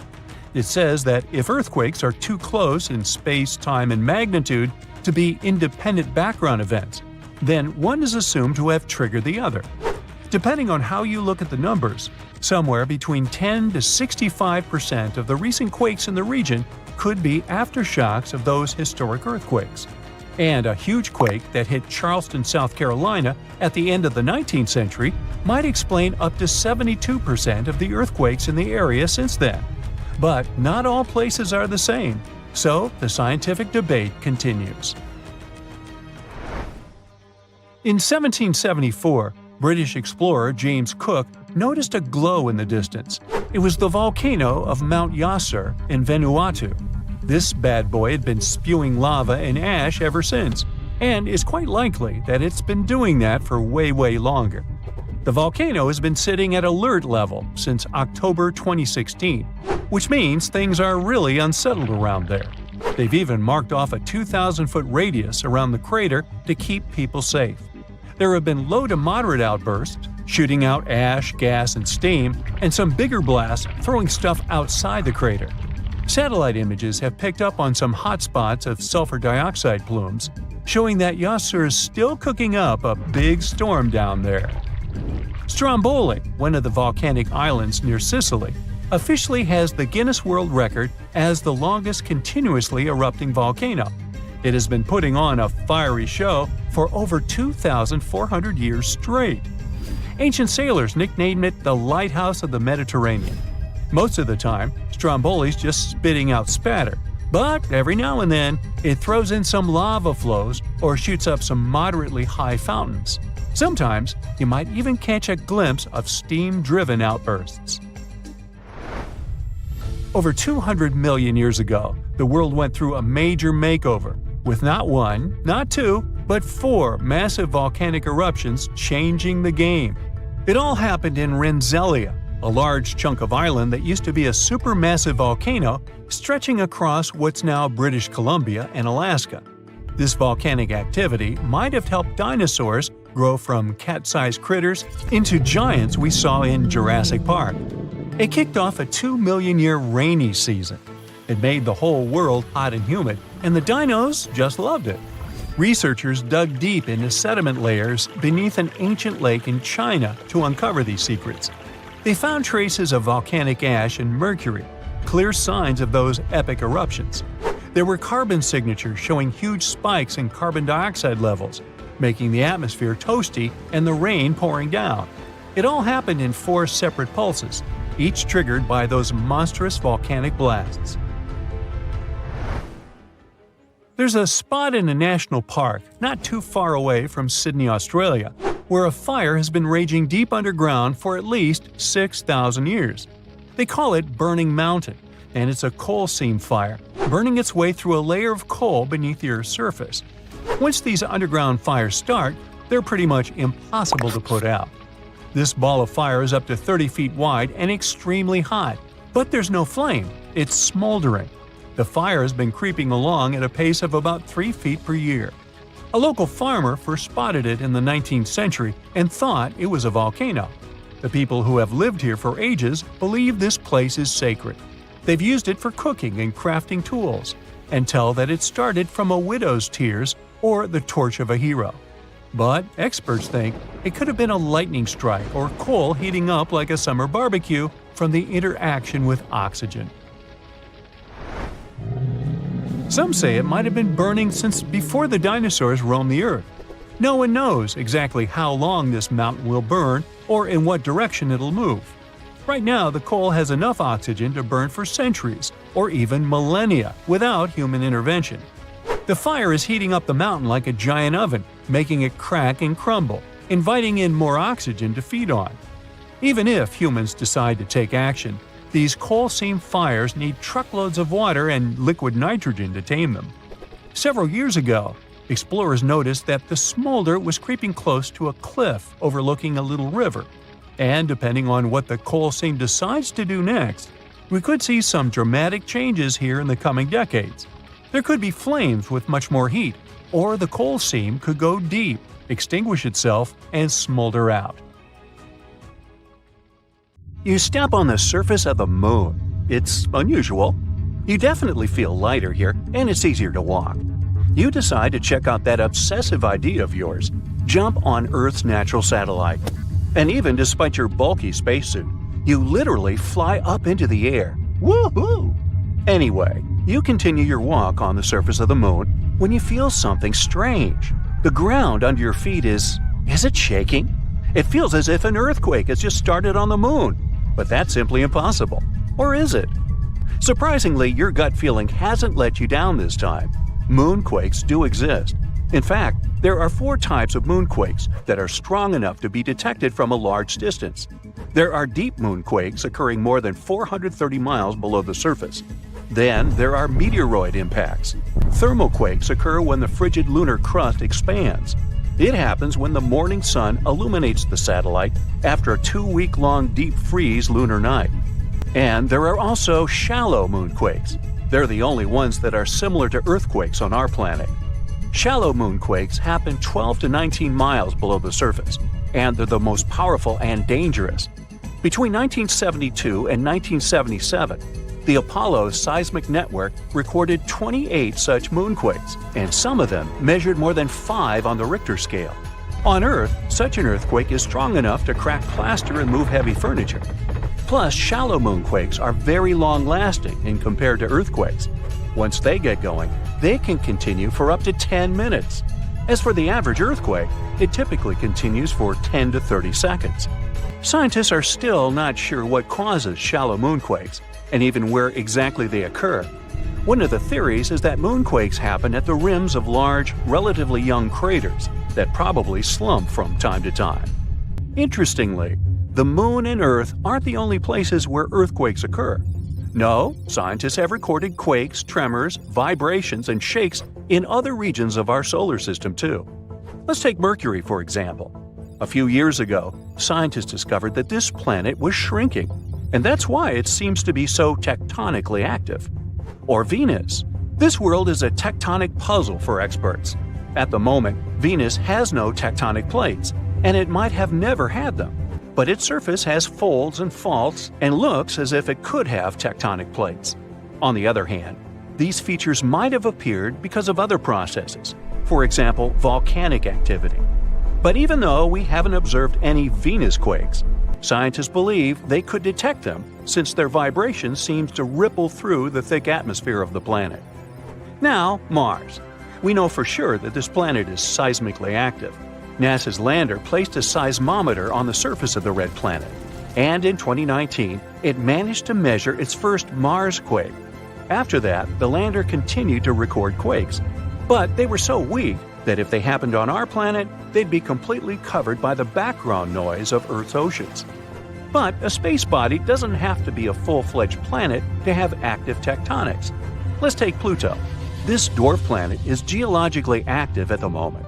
In 2014, NASA's New Horizons spacecraft was flying through the Pluto system when it recorded complex geological features on this dwarf planet. Scientists concluded that Pluto might have quakes, or should I call them Pluto quakes, when its liquid water ocean freezes and thaws beneath the dwarf planet's icy crust. Jupiter's moons, Europa and Io, as well as Saturn's moons, Titan and Enceladus, are also geologically active despite their small size. Their features range from volcanoes and water plumes to potential subsurface oceans. Now, I bet you don't know these cool facts about earthquakes that occur on our planet. There's one place on Earth where a whopping 90% of all earthquakes occur. It's called the Ring of Fire, and it stretches around the Pacific Ocean from New Zealand all the way to South America. Looks to me more like a horseshoe. Anyway, experts claim that these countless earthquakes are caused by the abundance of volcanoes in that region and the constant movement of the tectonic plates. Around 500,000 earthquakes happen on Earth every year, but many of them occur very, very deep in the Earth's crust, and only special equipment can detect them.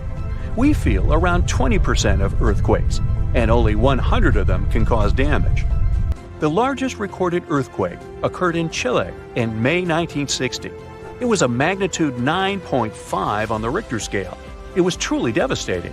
During that earthquake, seismographs detected and recorded seismic waves that traveled all over the world. They shook the planet for many days.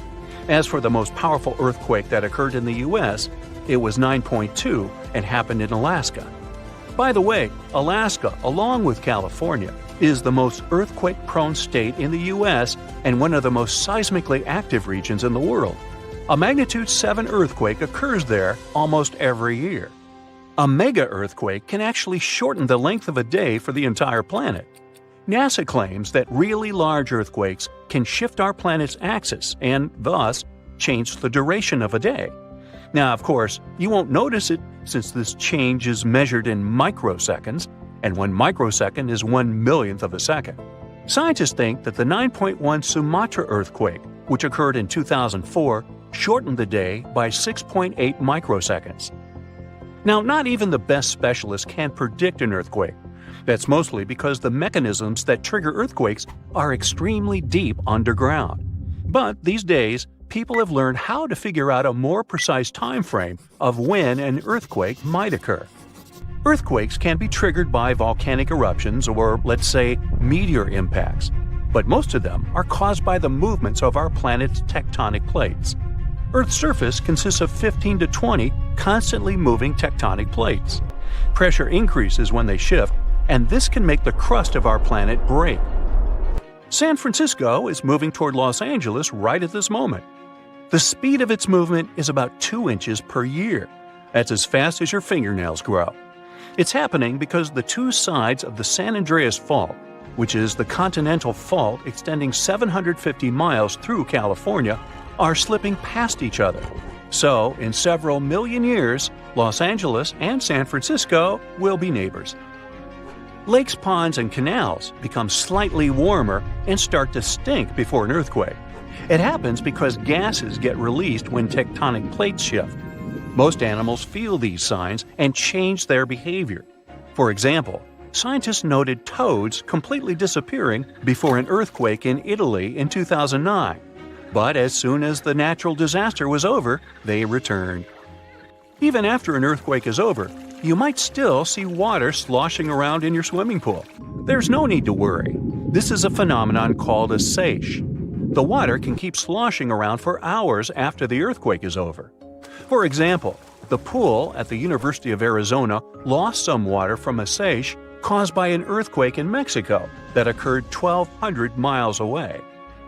On February 27, 2010, a massive earthquake started in Chile.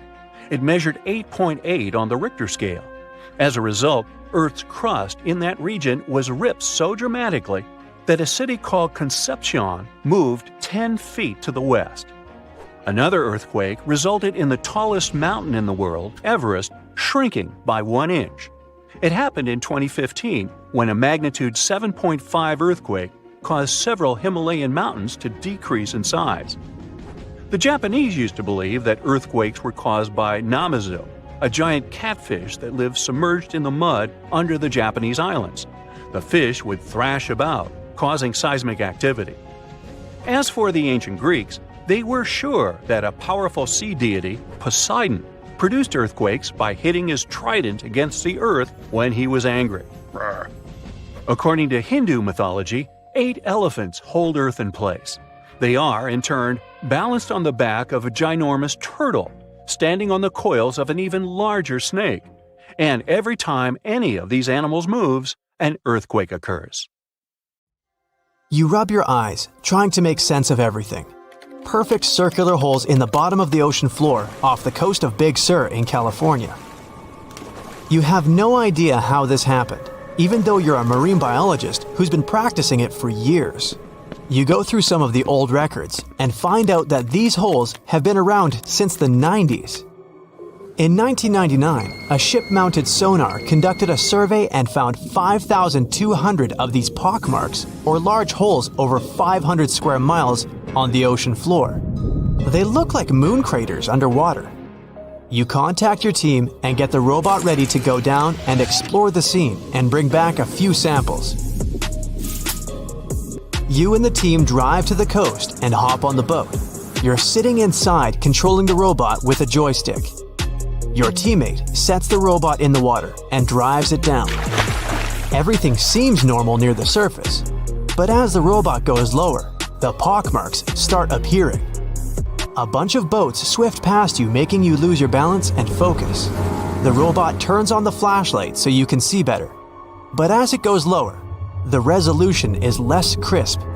It almost reaches the bottom, and the holes are smooth and nearly perfect circular shapes. Some of these holes that were visible in the sonar reading measure more than 30 feet across and 15 feet deep. You show the rest of your teammates the images, and they're shocked. The robot continues swimming, but there appear to be more holes all around. Many of them are too small for the scanner to capture from above. These microdepressions are steep and have sort of tails going in a certain direction. It's possible that the currents underwater played a role in their shape. Everywhere the robot swims, there are new holes all around. After a couple of hours, the robot goes back to the boat with some samples. You take them back to the lab and study them. The robot clearly captures images of human trash, but the samples don't indicate anything alarming for now. Despite the fact that 1/3 of the pockets are filled with trash, there's still no explanation of how they were formed. It's late at night and the rest of your team heads back home. You're passing out in the lab, still trying to find some answers. You wake up the next day and while cooking breakfast, you get this idea that maybe these holes are gases venting out, which could be harmful to marine life. You quickly get the robot and sail out to the ocean once more. This time, you didn't even think about calling your teammates. You place the robot in the water and get behind the screen to control it. The robot descends to the bottom of the ocean and does a survey. So far, the holes still seem to be covered with trash. But some of the holes have marine life dwelling inside, like fish and seaweed. After much scanning, it doesn't look like they're producing any bubbles, which means there aren't any gases venting out, but you're determined to find them. After a while, you reach one of those large pockmarks, and the robot starts scanning around. You find some bubbles coming from a source, but the robot can't reach it. It swims around trying to find a spot, but nothing. You bring the robot back to the lab and work on it. You attach some mechanical arms on it that can lift things and move them. You bring the robot back down to the same spot, but the bubbles aren't as frequent as before. You use the arms to move some of the trash and find out that the bubbles are being produced by a group of crabs chilling next to a pile of plastic. Bingo! The bad news is, you still don't have a clue why the microdepressions and pockmarks exist. As you try to control the robot to go back to the surface, an octopus wraps its tentacles around it, pulling the robot down. You struggle with the controls and push it to maximum power, but the suctions of the octopus are too strong to break off. It's a game of tug-of-war with the octopus and your robot. It takes the robot under a pile of trash, thinking it's lunch. But you use the arms to maneuver the robot out and swim back to the surface. You go back to the lab even more confused. The robot has collected more samples for you to study. Your eye is glued to your microscope, trying to figure out what's going on, but nothing. You decide to do a carbon dating test to determine how old these holes are. After a while, you check out the results and are even more stunned than before. They show that the holes are around 400,000 years old, so it's likely that human trash wasn't the cause for all this.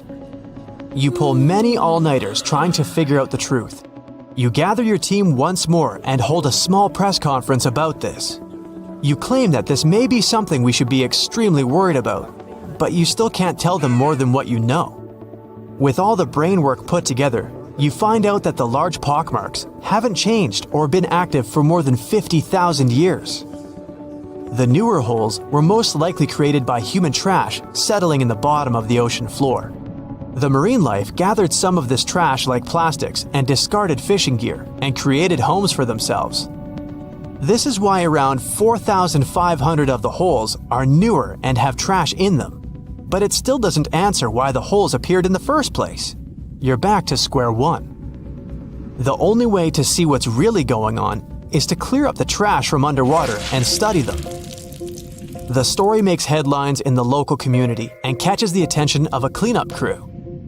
You organize a trip to the ocean and begin the extraction of all the trash. Many cleanup boats arrive and everyone drops down a net to collect the trash. You send down the robot once more to make sure the nets are hitting the right spot. As most of the trash is being collected, many marine life animals scramble and try to find a way to escape. Everyone makes sure not to hurt them. After a couple of weeks, all the holes are cleared up from the trash. You do another sonar scan from the surface and can see the holes clearer than before. But you still don't have an answer for this.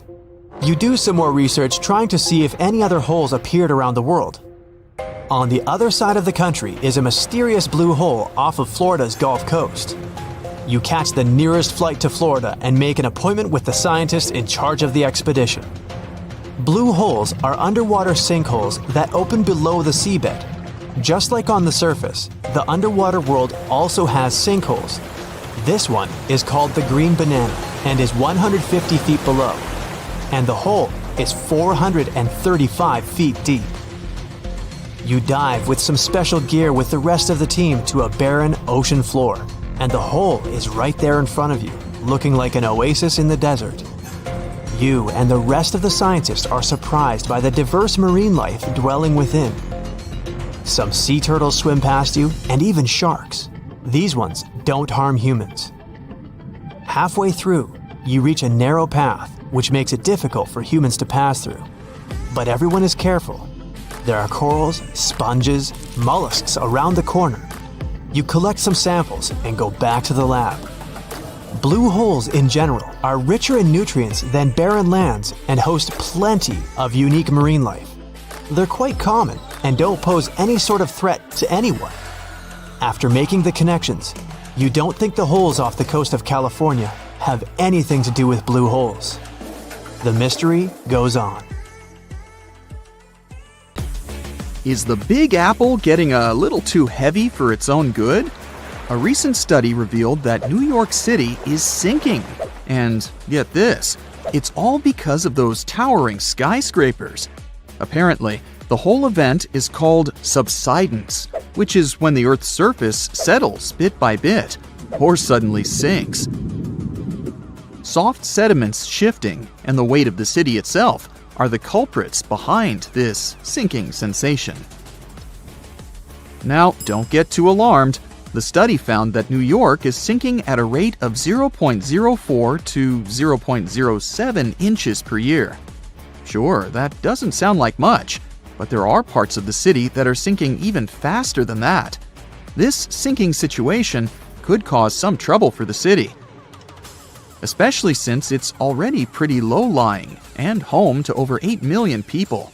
So it's important that local authorities come up with some strategies to tackle the growing flood risk and rising sea levels. Although, I'm not sure building giant seawalls is the way to go. We might need to get a little more creative than that. Geologists want to make sure we're all aware that building more high-rises near the coast, rivers, or lakes could contribute to future flood risks. So we really need to think twice before we start constructing skyscrapers left and right. In recent studies, scientists calculated the total mass of all the buildings in New York City, over 1 million of them, and it adds up to a whopping 1.68 trillion pounds. Talk about a heavy load. Now, they didn't include the weight of the roads, sidewalks, bridges, and other paved areas, so you can only imagine how much more weight is added to the city. But hey, even with these limitations, the researchers did a pretty good job of accounting for the complex geology beneath New York, including the sand, silt, clay deposits, and good old bedrock. They found out that certain types of soil, like clay and artificial fill, are more prone to subsidence. On the other hand, bedrock stays pretty firm and keeps those skyscrapers in place. So at least we don't have to worry about the Empire State Building taking a dive anytime soon. Comparing their fancy models with satellite data, the researchers created a map of the city showing where the sinking is happening. And guess what? The increased urbanization and all that groundwater pumping and draining are only making things worse. It's high time we start protecting our resources, don't you think? I wouldn't start packing my bags just yet. New York isn't the only sinking city out there, you know. Jakarta, the capital of Indonesia, is facing some serious sinking action too. In fact, parts of it could be underwater by 2050. That's like a real-life Atlantis situation. Over 30 million people in Jakarta are now deciding if they should relocate the entire city. If there's a city out there we should worry about sinking, that's Venice for sure. But why is it so eager to take a dive, you might ask? Well, let me tell you the complex truth. You see, Venice decided to set up shop on a marshy lagoon with shoddy foundations. As time went by, the ground underneath just couldn't hold it together and started compacting like a squished marshmallow. On top of that, the city's been slurping up groundwater like it's going out of style or something. The cherry on top of this mushy cake is that the sea levels have also been slowly rising. And guess what?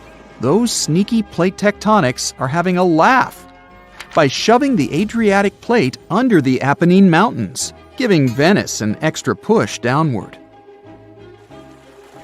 Someone had the bright idea to stop pumping groundwater, thinking they could stop the sinking shenanigans. But hold your gondolas. A new study revealed that the sinking hasn't completely stopped, just slowed down a bit. It turns out the whole area is tilting ever so slightly to the east, with Venice perched on the slightly higher end. You must be wondering how much Venice sinks in a year, right? Brace yourself for this shocking revelation. It's sinking at a rate of about 0.04 to 0.07 inches a year, similar to New York. At this pace, in the next 20 years, it could sink a whopping 3 inches below sea level. To avoid turning into a Venetian fishbowl, locals are frantically building special barriers to keep the water from crashing into the lagoon. But don't hold your breath, because this project has had more delays than you'd expect. Oh, and have you noticed that charming old-style vibe in Venice? It's not just because they're fans of the vintage look. Those salty waters have been wreaking havoc on the buildings, thanks to the water levels constantly breaching the original damp-proofing. Now the water's cozying up to the masonry, and the ground floors of many apartments are no longer safe enough to live in. Now, when will Venice take a dive into the abyss? It's hard to say for sure. Subsidence and rising sea levels are as slow and unpredictable as a turtle in a marathon. But experts have playfully warned that if things continue as they are, Venice could be doing the backstroke beneath the waves by 2100. Fear not, though. They're doing their best to protect this floating gem of history and culture from becoming a Hollywood disaster flick. So don't cancel that Venice day trip just yet. New Orleans has a peculiar watery situation going on too. You see, this lively place was initially built just a smidge above sea level, and now it's gradually sinking. Back in the day, when an area of the city called the French Quarter was just popping up, folks had to make do with what they had. They scored the best land they could find, but it was only about 10 feet above sea level. And let's not forget, the rest of the city is as flat as a pancake, with the areas around the French Quarter being just a hair lower. Now, even though they knew they were up against some soggy odds, the resourceful New Orleans residents did their best to elevate their houses above the flood-prone land they chose as their home. There's more. The ground beneath New Orleans is as wobbly as a plate of Jell-O. Architects had to keep things short and sweet because they feared the soil couldn't handle the weight of taller structures. They played it safe, sticking to 2 or 2.5 stories. Here's where it gets interesting. The city installed a fancy drainage system in the 1900s, thinking it would solve their water woes.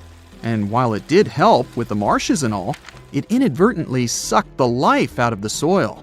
Yep, the ground was left high and dry, without enough sediment and water to keep it steady.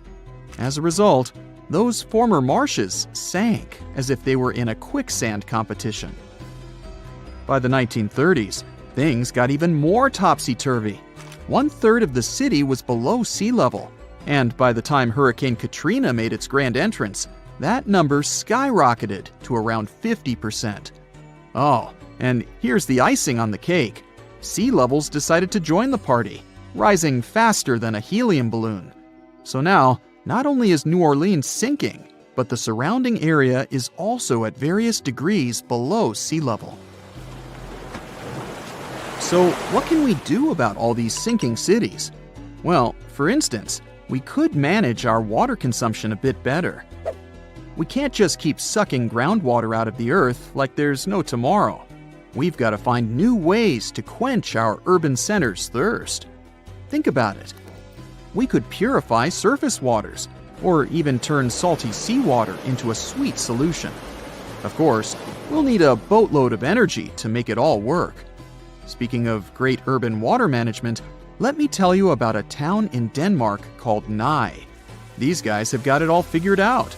They collect rainwater and use it to supply their toilets and washing machines. Talk about resourcefulness. Now that's what I call a splash of genius. If you're a fan of Dr. Pimple Popper, you're probably freaking out right now, itching to squeeze out every little blackhead from those lip contours. But this is actually a hill formation that you can find in Garb, Sudan. Knowing that perhaps makes it all the more creepy because it looks like the crack in the middle is swallowing up everything around it. This black hole scenario brings to mind our next stop, Vostok Island. This eerie spot is a 59-acre coral atoll situated in the southwestern Pacific Ocean, about 400 miles northwest of Tahiti. If you check it out on Google Earth today, it looks like it's been totally blacked out, sparking all sorts of wild theories. People keep saying that this place is some top-secret base, or even a fictional island straight out of Lost. But what we see here is actually just a dense, dark green forest made up of Pisonia trees. Since nobody lives there and hardly anyone ever visits, the island is pretty much untouched by humans. This massive star, or mandala, is situated just outside Beatty, Nevada. It has got the internet all puzzled, with people trying to figure out if it's evidence of some kind of extraterrestrial activity. To add to the mystery, this spot is right by the Tonopah test range, which is also known as the famous Area 52. Despite its creepiness, it's probably just one of the thousands of crop circles that gained fame after Google Earth came along. This spiral formation right here is also located in Nevada, and it definitely looks like another chilling crop circle. But things get even stranger if you use the street view option. As you zoom in closer and closer, you'll notice that it's made up of carefully arranged rocks. This labyrinth, so to speak, is part of an open-air museum situated in the ghost town of Rhyolite. And if that's not creepy enough, take a look around and you'll see dozens of eerie men in white cloaks. Despite their lifelike appearance, these silhouettes are actually statues from an installation created by a Belgian artist in the 80s. Even stranger than stumbling upon a large circle on the ground is finding a bunch of them. Our next location in Wyoming is filled with peculiar circle structures to the point where it's hard to count them all. During the 20th century, this U.S. state shifted from a farming economy to an industrial one, dominated by the extraction of oil, gas, and coal. So, these circles are likely remnants of a tank farm. I mean, places where oil storage tanks used to be located. If you want to avoid nightmares, I highly recommend not searching for the mausoleum of Emil Becker in Poland. If you happen to find it by using the Street View mode, prepare yourself to face an abandoned place with the most terrifying sculpture there is. Oh, the creeps. Keeping on the spooky side, let's head to an isolated corner of Kazakhstan, where you can find a pentagram etched into the Earth's surface. This formation is huge, measuring roughly 1,200 feet in diameter. Before you jump to conclusions about this formation being related to some kind of underworld deity worship, it's worth noting that the pentagram actually turns out to be the outline of a park designed in the shape of a star. The star shape is marked by roadways, which are now lined with trees, making the star shape even more distinct in aerial photos. You can spot this peculiar symbol from quite a distance. At first glance, it might even resemble an otherworldly alphabet, as if a highly intelligent civilization is trying to send us an alert message. But this mystery is already solved. We are in De Hoge Veluwe, a Dutch national park located in the province of Gelderland. And these lines are actually part of the park's logo. Search for these coordinates to find what looks like a land formation straight out of an extraterrestrial landscape, or perhaps a set from Avatar. This place, located in Inner Mongolia, China, is believed to be a granite mine. But it's a bit of a mystery why it has such a striking blue tone on Google Earth. If you check it out on Microsoft Bing Maps, for example, the same location appears in a much more natural tone. In the Australian outback lies a massive geoglyph known as the Maori Man. Discovered in the late 90s, it appears to represent an indigenous Australian man hunting with a boomerang or stick. The figure stretches for more than 2 miles in length and about 1.6 miles wide.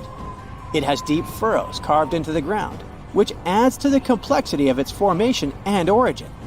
Despite efforts to uncover its purpose, its origin is still a mystery. This is Desert Breath, located in the Sahara. Like many things you have seen in this video, this formation also sparks speculation about it being created by extraterrestrial beings. But a quick Google search clears up that mystery. It turns out this is an art installation created by a group of 3 Greek artists back in 1997. They went all out, moving around a whopping 280,000 square feet of sand and even creating a large pool in the middle of it. Egypt still holds many mysteries, and you can explore them yourself with Google Earth. That's how some people stumbled upon this striking triangular-shaped plateau and immediately jumped to the conclusion that they discovered a hidden pyramid. However, experts quickly dashed their hopes. They believe there's no plausible explanation for a pyramid to exist in this area, located 8 miles west of the Nile Valley edge in Upper Egypt.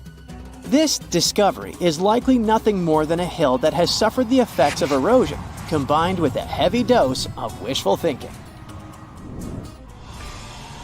In some cases, nature itself is responsible for creating frightening sculptures, like the Badlands Guardian in Alberta, Canada. If you look at it from above, you'll notice not 1, but 2 human heads emerging from the landscape. These gigantic beings were sculpted by rainwater erosion on layers of clay-rich soil. Ironically, additional human-made structures give the impression that this one is wearing wired headphones. It seems that deserts are a prime spot for discovering strange images on Google Earth. So our next stop is China. In the Gobi Desert, you'll come across zigzagging white lines that look kind of random. The first challenge for armchair experts was figuring out what these structures were made of, as it's hard to tell if they're painted on or dug into the landscape. There's still a lot of speculation about it on the internet, but the most plausible explanation is that this structure is used for calibrating satellites. This way, satellite cameras can focus on these large grids to orient themselves in space. Check out this intact plane that seems to have sunk beneath the ocean off the coast of Crooked Island, Bahamas. Some viral videos claim it's a crashed plane belonging to the infamous Pablo Escobar. The truth is that something lying on the bottom of the ocean can't be that visible, so it's more likely that it's a plane that was actually flying when Google captured these images. However, there is a strong belief that Pablo Escobar did have a plane that crashed nearby, but it was in another part of the Bahamas known as Norman's Cay. You can still spot it in shallow turquoise waters. Just search for Norman's Cay sunken plane, and there it is. If you're convinced that extraterrestrials are already among us, then go ahead and type in these coordinates on Google Earth. Explore the area using Street View, and wow, what is it? Of course, we're not talking about visitors from other planets, but this shadow of a gigantic creature still gives me the creeps. Turns out, it's just a person lugging around one of those 360-degree Street View cameras tucked away in a trekker backpack. So hey, if you take a good look around Google Earth, you might stumble upon more of these elongated necked beings walking around the globe. Whoa, something doesn't feel right. Everything seems shaky. It's definitely not an earthquake, and it's actually getting worse. The clouds seem to move quicker than usual, and the animals are going into a frenzy. The news anchor pops up on the TV in an alarmed tone and says, "Good morning. We're sorry to interrupt your program. Scientists have just discovered that the Earth's rotation has been fluctuating at an unusual rate. A group of specialists believe that the Earth is increasing its rotation with every second, and they don't know why. Even if the Earth increased its speed by 1 mile per hour, the day would only get shorter by a minute and a half or so. We wouldn't really feel it, and you could go on like nothing is happening. But as the Earth spins faster, our bodies, which are adjusted to a 24-hour timing, will have a hard time trying to cope with it. If you live by the equator, that means the rotation of the Earth is going quicker than at the North and South Pole. The area by the equator needs more time in order to complete its full rotation from the starting point. You'll experience more rain than usual. The Earth's rotation keeps the weather consistent and balanced so that nothing abnormal happens. But because the Earth is moving so fast, the weather is acting up. We'll start to see more storms and more cozy days inside, sipping on hot cocoa. Even though it seems weird, everyone can go about their day. But if the Earth picked up some speed and moved at 150 feet per second, the day would be reduced to only 22 hours. It kind of makes you feel jet-lagged 24/7. Every business works with the 24 hours a day schedule, so taking away even 2 hours can have catastrophic effects on the world economy. The whole calendar will have to change and adjust to the new timing. Clock designs will change with the new midnight, replaced with 10 o'clock. And with each week, the hours will shorten, so there will be no proper way of telling time except by sunsets and sunrises. The weather will continue to get worse and worse, feeling like the rain will never stop. The animals that rely on weather patterns won't know how to function, and mass migrations will occur from almost all species of animals.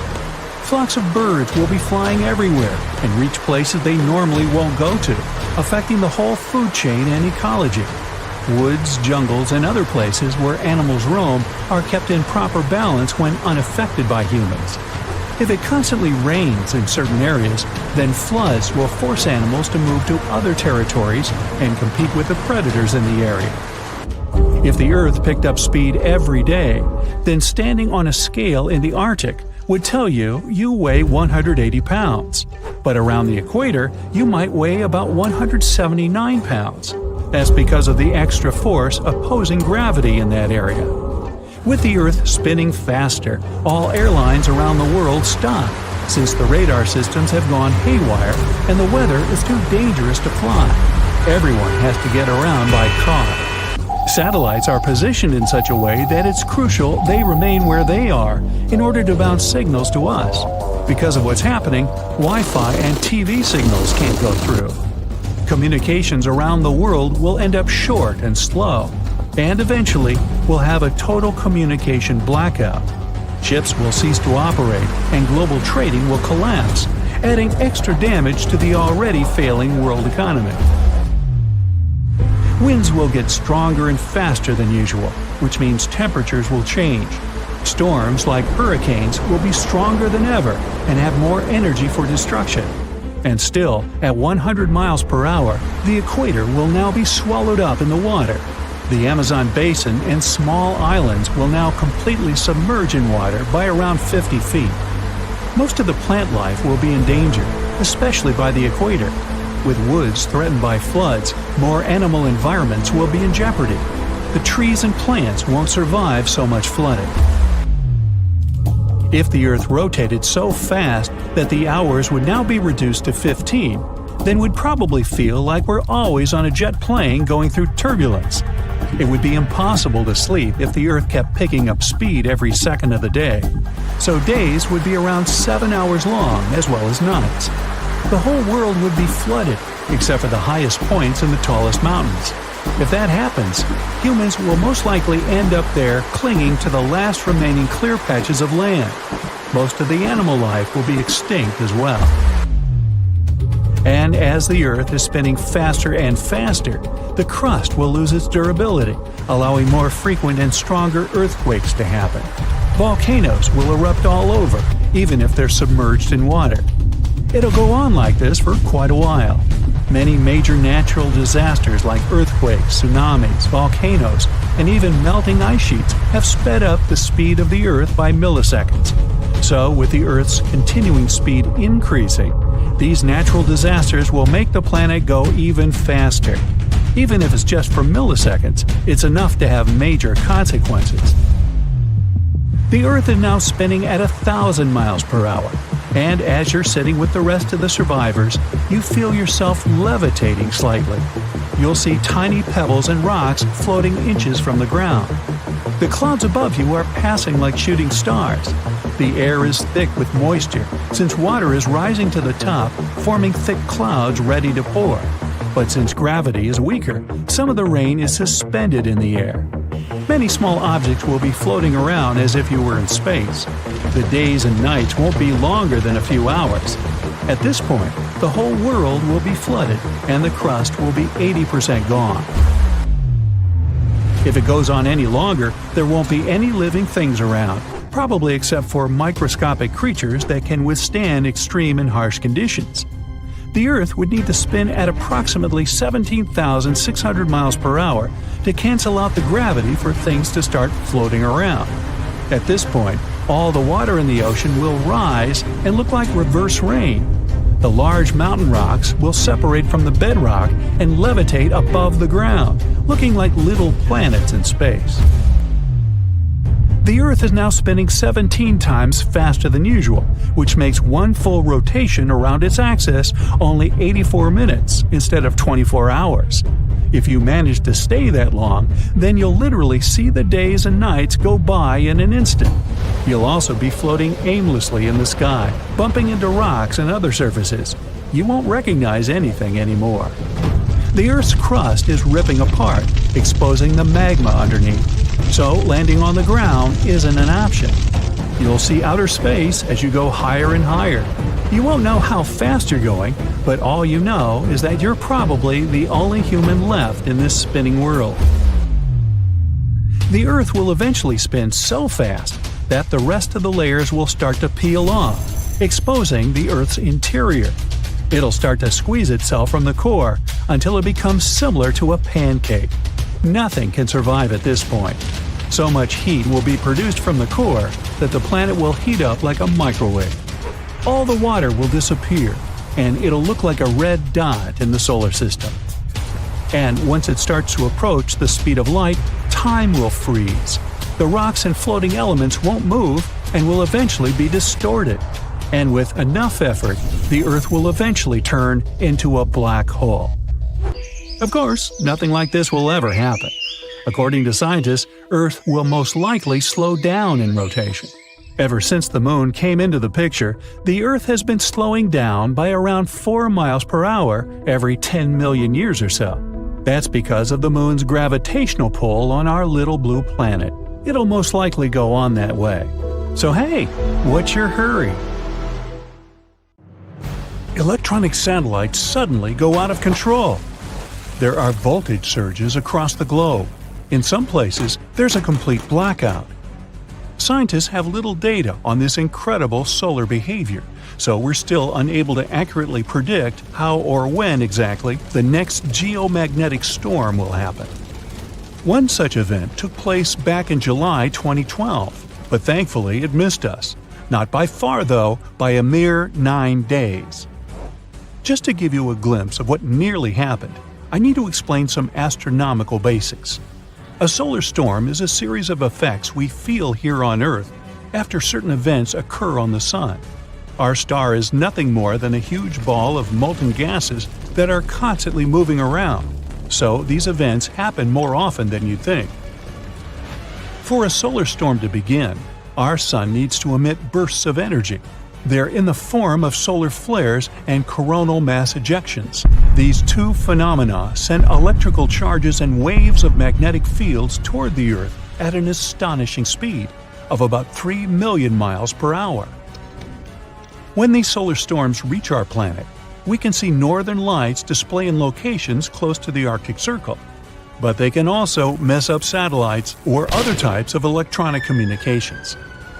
Some of these solar storms can be dangerous, and back in 2012, we came close to experiencing a very powerful one that could have had a serious outcome. The most powerful in as much as 150-plus years, based on research done by astronomers. But how did we manage to escape it? Did we have something to do with it, or was it just a pure coincidence? What we do know is that one of those coronal mass ejections did hit the Earth's orbit in late July 2012. Our planet had already left that specific location as it was on its scheduled trajectory around the Sun. So you might be asking yourself at this point, what if it didn't miss us? Turns out these intense solar storms are dangerous to all sorts of technological objects. Given we are now literally surrounded by electric objects, from our phones to our cars, try to imagine what would happen if they all stopped working all of a sudden. And here's how they work. Solar storms start with an explosion, or a solar flare. Then X-rays and UV radiation travel to our Earth at the speed of light. Some of the side effects? Well, they can include radio blackouts and GPS navigation errors. The effects can continue as minutes, or at times hours later, energetic particles reach our atmosphere. They move only a bit slower than the speed of light, but they can electrically shock the Earth's satellites and damage their components.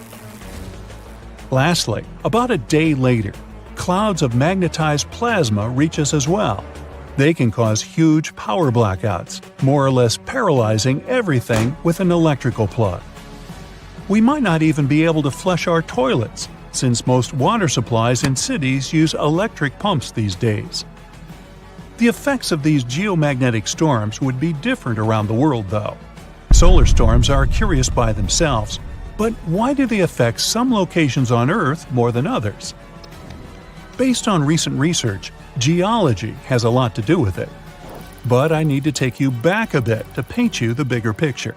Buckle up, because we're taking a trip in the time machine to a time when the moon didn't even exist yet. 4.6 billion years ago, our solar system looked a lot different than it does now, and that's putting it lightly. Hundreds of new planets began to form around the new sun. Planets like our own Earth, Venus, or Mars were still hurtling around the cosmos. Back in the 1970s, an astronomer named Donald R. Davis developed a theory that said the moon was born when another planet hit a newly formed Earth about 4.5 billion years ago. He also indicated that it might have been the size of Mars and later named this planet Theia. It's difficult to imagine what that impact might have looked like, even with the equipment we have these days. The astronomers suggested the giant impact hypothesis, trying to piece together this mystery. After running into our planet, the outer rocky layers of both Earth and Theia were projected into a circle of cosmic matter. Out of this debris, what we now know as the Moon was born. The Earth's core has apparently consumed Theia's iron core, that is, if it had any. Our planet also got into the position it occupies today. This way, it became more susceptible to geomagnetic storms. Back then, there was little to no information as to what might have happened to Theia, apart from giving us our only natural satellite. It took several years for a series of scientists to come up with an exciting new idea that revolutionized what we knew about our planet. What was left out of Theia is hiding under two continent-sized layers of rock deep within our planet. This theory is also one of the only explanations for why the moon is so dry and doesn't have much of an iron core. But why is geology so important when it comes to geomagnetic storms? Well, that's because recent data revealed that the type of rocks below your feet can affect how well your city adapts after powerful geomagnetic storms. Some types of rock, like sedimentary rocks for example, generally have more space filled with water, which makes them electrically conductive. Other types of rocks are denser and have more resistance when it comes to electricity. Whenever such a storm happens, people living in the New England Highlands may have a higher risk of experiencing major disruptions. At the same time, those in the mid-Atlantic coastal plain have less to worry about, simply due to what's hidden beneath their cities. How did we know how scary these storms are? Well, this wasn't the first time it happened. Solar storms have dazzled the astronomer community for many years now. The most iconic event of this magnitude was the Carrington event, which happened way back in September 1859. It gave us a sneak peek of what the power of the sun is, to say the least. They named it after an English astronomer, Richard Carrington, who witnessed the solar flares himself. The power of that solar storm was something humans had never experienced before. The strong geomagnetic storm caused northern lights as far down south as the territory of Hawaii.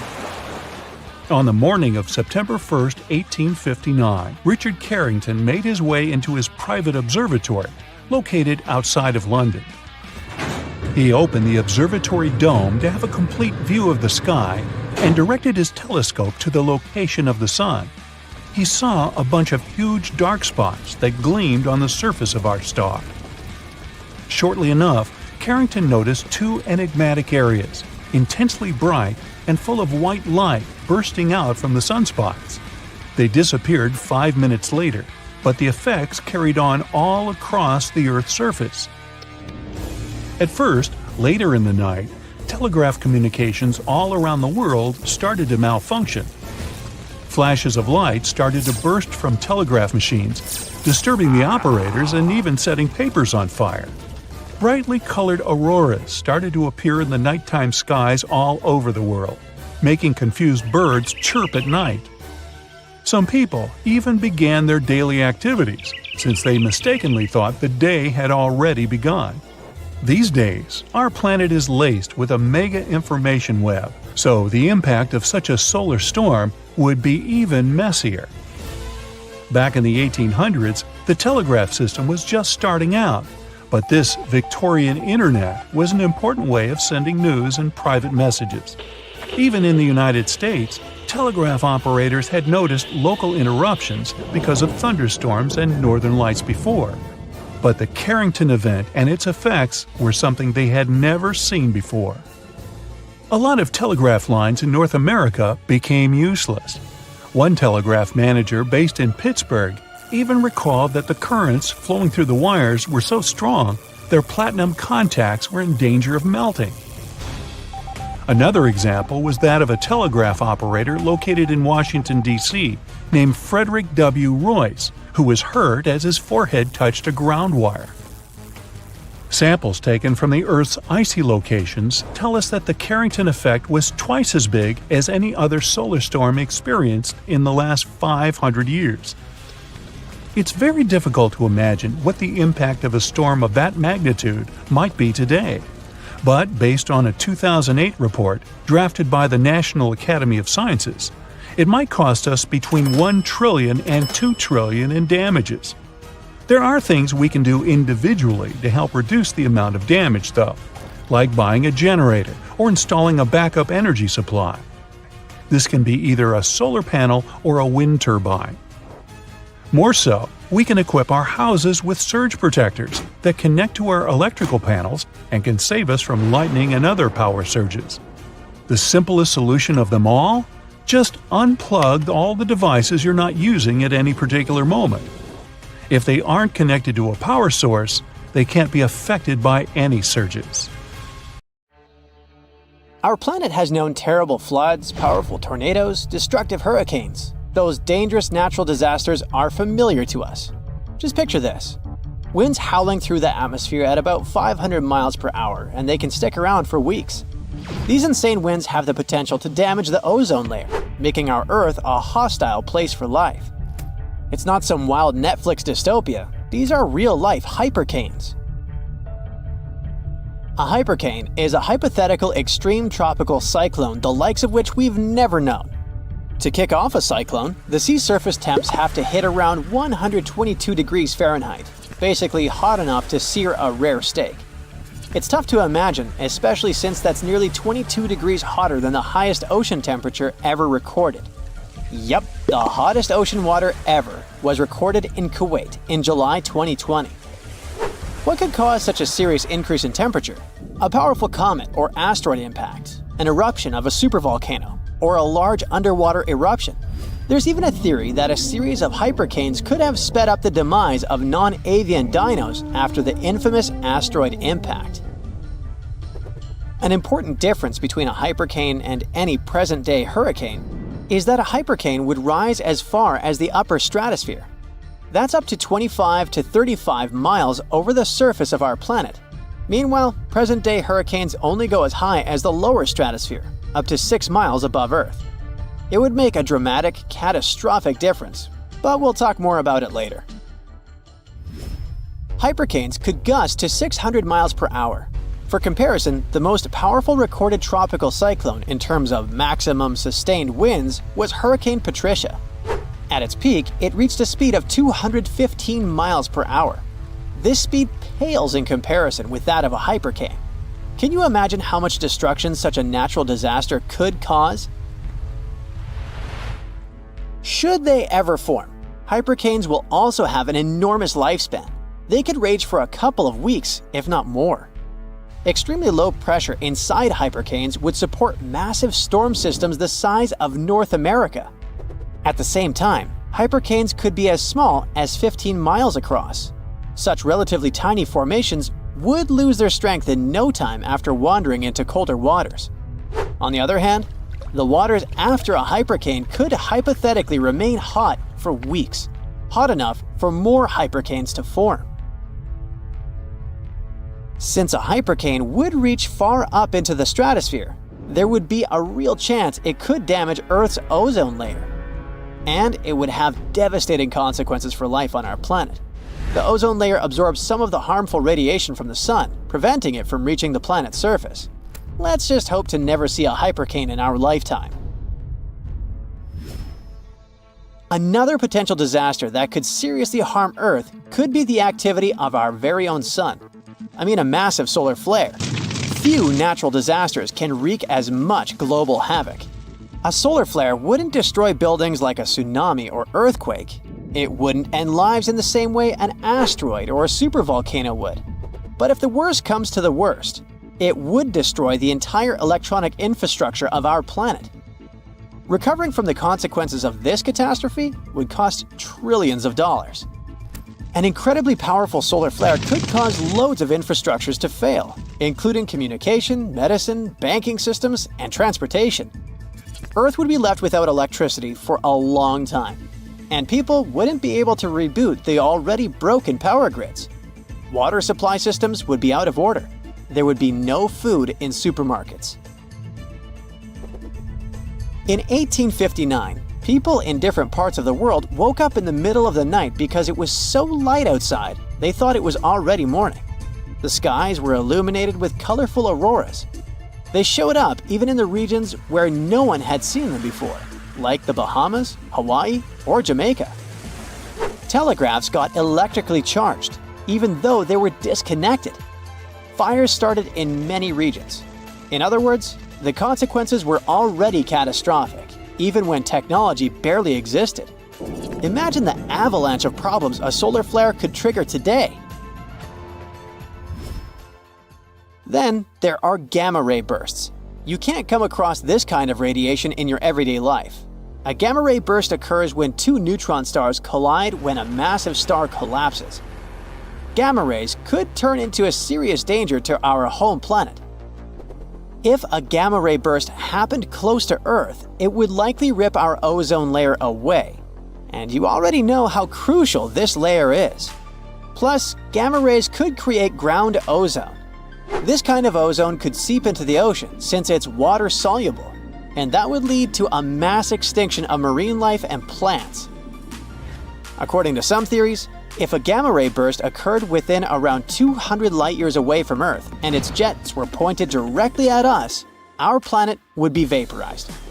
If the distance was greater, but still in the Milky Way, the resulting radiation would sterilize all life on the side of the Earth pointing towards the burst. Another catastrophe that could potentially destroy our planet might be a super eruption, an eruption of a supervolcano. Yellowstone Park is located on top of one of those. The last massive eruption in that region happened about 664,000 years ago. The next eruption might be due anytime soon. Luckily, at the moment, there's no evidence that the supervolcano is waking up or getting ready for an eruption. But if it did happen, a massive column of lava and ash would shoot up into the air to a height of several miles. The volcano would keep pumping ash for days on end. But the most dangerous consequences of the eruption for all living creatures would be ash fallout. Buildings and trees would collapse under the weight of this dense substance. In just a couple of days, a 10-foot layer of ash would cover the territory of 50 miles around the center of the eruption. After the ash got into the stratosphere, the temperatures would start to drop all over the world. The eruption would most likely be rich in sulfur, an effective sunblocker. So soon it would get so cold that there would be no summer in the entire world for a few following years. It would be hard for animals to find food and clean water.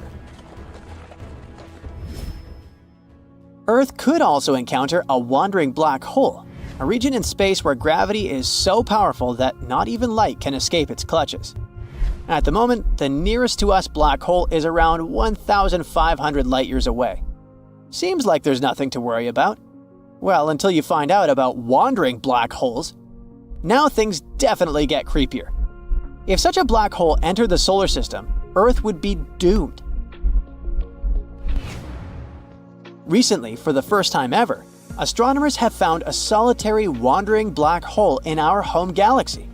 This space traveler is 7.1 times as massive as the Sun and is now 5,200 light-years away. Scientists discovered wandering black holes before, but those were in other galaxies. This one is the first to pop up in the Milky Way. Giant sinkholes could also swallow entire communities. For example, when one of such sinkholes opened up in the city of New York in the summer of 2022, it pulled a parked van into the earth. And it wasn't the only sinkhole in that area. Local inhabitants reported around 4,000 sinkholes all over the city between July 2021 and June 2022. This kind of problem is also very common in Florida, and it's much more serious than it may sound. Sinkholes open all of a sudden, pulling down everything and everyone that happens to be nearby. Sinkholes appear all over the world. They're totally unpredictable and form without warning. Luckily, experts know what causes them. In some regions, there are vast areas of groundwater. But during droughts, this water dries up, which creates large, empty caverns. After heavy rains, the surface over such a cavern is likely to collapse, creating a sinkhole within minutes. Arcturus, a huge red star. It's just bursting from inside out. The red sea of plasma on its surface rages and pulsates. The star burns anything that comes close to it. And now, plop! Arcturus is gone. But at the same moment, it reappears at the center of our solar system, replacing the sun. What we see in the sky isn't a small yellow dot anymore, but a giant red ball. It's 25 times wider and 30% heavier than the sun. Even though Arcturus is a little cooler, it's still a total nightmare for Earth. The distance from our planet to the star is now 25 times less. All the water in the oceans and rivers begins to evaporate. What used to be rainforests are quickly turning into a lifeless desert. But sunsets and sunrises now look amazing. Imagine yourself on the roof of the Empire State Building, watching the sunrise. First, you see the light over the horizon. It almost blinds you because Arcturus is 110 times brighter than the sun. Then, the star gradually climbs over the surface. The thick dot on the horizon gets wider and wider. It continues to grow until the red star is everything you can see. Arcturus is now so close that you can even see storms of hot plasma on its surface. There are periodic outbursts and mass ejections. Huge amounts of matter are ejected from the surface of the star at speeds of up to 1,200 miles per second. The matter takes the form of a loop attached to the star at both ends. And you have to wear a super advanced spacesuit to be able to observe such a sunrise. Life on Earth ceased to exist long ago under these conditions, and it's going to get worse over time because every 8 days, Arcturus's brilliance increases, and soon our planet will become more like Venus. It's so close to the sun that the high temperature makes any life there impossible. Okay, let's let our planet cool down a bit and put Proxima Centauri in the center of our solar system. It's not a red giant, but a red dwarf. This star is almost 7 times smaller than the Sun and almost 9 times lighter. Now our oceans and rivers are not evaporating, but freezing over. Forests and jungles are covered with snow. In about a week, there won't be a single place on Earth where the temperature is above freezing. Even plants that are used to the cold will cease to exist. They mostly feed on the sun's energy. Now, they begin to starve. But there will still be water deep beneath the ice layer. It'll be heated by the hot core of our planet. Microorganisms will still be able to survive. It's much darker on Earth too. It's like an endless twilight here. Oh, and we can barely see the moon. The thing is, it doesn't produce its own light, but reflects it from the bright sun. With Proxima Centauri instead, the moon will lose its brightness. Hop on the bright side of life together with our brand new tees, hoodies, and more. Click the link to pick your choice. But an even bigger problem would be with our orbit. The sun has a certain gravitational force, and it keeps us just in the sweet habitable zone, where we're not too hot and not too cold. Proxima Centauri's gravity is much weaker, and Earth is slowly drifting away from the star. We now run the risk of encountering asteroids flying through space, or even other planets. But the worst case scenario is if Proxima Centauri simply can't hold our planet, and we fly away into dark space. Then, you can forget about any forms of life here. Now, let's put Sirius at the center of our solar system. It's the brightest star in our night sky. It's only 70% bigger than the Sun, but almost twice as hot. So its glow is not only bright, it's sizzling. And its light is not yellow, but somewhere between blue and white. You couldn't go out in the city without sunglasses, or Sirius glasses. Still, you wouldn't want to walk the streets, where the asphalt is boiling anyway. You could literally fry eggs on the curb. Of course, by this time, all life on Earth has long since disappeared. But it's not just because of the temperature. Sirius emits enormous amounts of radiation. Our atmosphere serves as a shield against the sun. But in the case of Sirius, that shield wouldn't be enough. Now, why don't we take a more bizarre approach and make ourselves a double star system? These are 2 stars that revolve around a common center. And there's our Earth, safe and sound. It's all about the size and brightness of the stars. These 2 aren't too big, and they give off as much light as our sun. All that matters to us is that our planet is in the safe zone of the double star system. At sunrise, you first see one star appear from below the horizon, and then, a couple of minutes later, the other. The only problem is that this beauty may soon explode with enormous force. In binary systems, one star is always heavier than its companion. Sooner or later, it starts pulling matter away from the smaller star. Gradually, the bigger star just eats its neighbor. Then the big brother can reach a critical mass and explode. This explosion would be about as strong as a supernova. It would destroy our entire solar system. The light from this explosion would be visible for hundreds of light years away. And after that, there would be a huge nebula in the place of our star system. It's stardust and particles that are left from our world. Going to the realm of the crazy now, a black hole. Yes, there's one at the center of our solar system now. We know black holes are scary, mysterious objects that pull in everything in their path. But even around a black hole, there is a habitable zone. You just have to be far enough away so that it doesn't drag you down into its black abyss. Mercury and Venus would be too close to the black hole, so most likely they'd be torn apart and then head for the event horizon. This is the last stop before hitting the singularity, the heart of the black hole. There are only 2 problems, light and time. A black hole pulls light in instead of emitting it, so the Earth will quickly become dark and cold. And time goes slower around heavy objects. Near a black hole, 1 second can be equal to weeks or even months away in outer space. We won't feel this difference, but the entire universe around us will develop faster relative to us. Any object can become a black hole if it's compressed to a certain size. For example, The Sun can become one if it's shrunk to a width of 3.7 miles. And even the Earth, if you squeeze it to a width of 0.7 inches, it becomes a black hole. Oh, now there's some little rock lurking in the center of our solar system. It's a neutron star. It's about 18 miles wide. Some meteorites are much bigger than that, but it has a mass comparable to the Sun. So its gravitational force is about the same, and our planet's orbit is intact.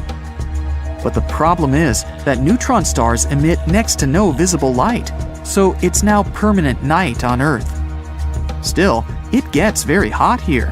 When a neutron star is born, it can be several times hotter than the Sun at first, but it quickly cools down to the temperature we're used to. So there's a chance that all life on Earth hasn't yet been scorched. Another problem is that these little guys are rapidly spinning and can become pulsars. It's kind of like a powerful spotlight on two sides of a spinning star. Neutron stars also eject radiation at tremendous speeds. These rays will make our planet literally sterile. No life form would be able to exist under these conditions. And now, it's time for the biggest star ever known, Stephenson 218. This red giant is 2,150 times larger than the Sun. And if we place it at the center of our solar system, its edge will lie on Saturn's orbit. So Mercury, Venus, Earth, Mars, and Jupiter are already swallowed by the huge star. Saturn, Uranus, and Neptune are roasting like chestnuts on a fire and will soon evaporate. In fact, this could happen to our Sun as well. The older it gets, the redder and bigger it becomes. It'll eventually run out of its fuel, hydrogen, and the Sun will start to burn heavier elements in its core. This will cause it to expand. Then we'll see more beautiful sunsets and sunrises, but the temperature will become too high. In theory, the Sun will get so big that it'll swallow the Earth, and then it'll explode in a supernova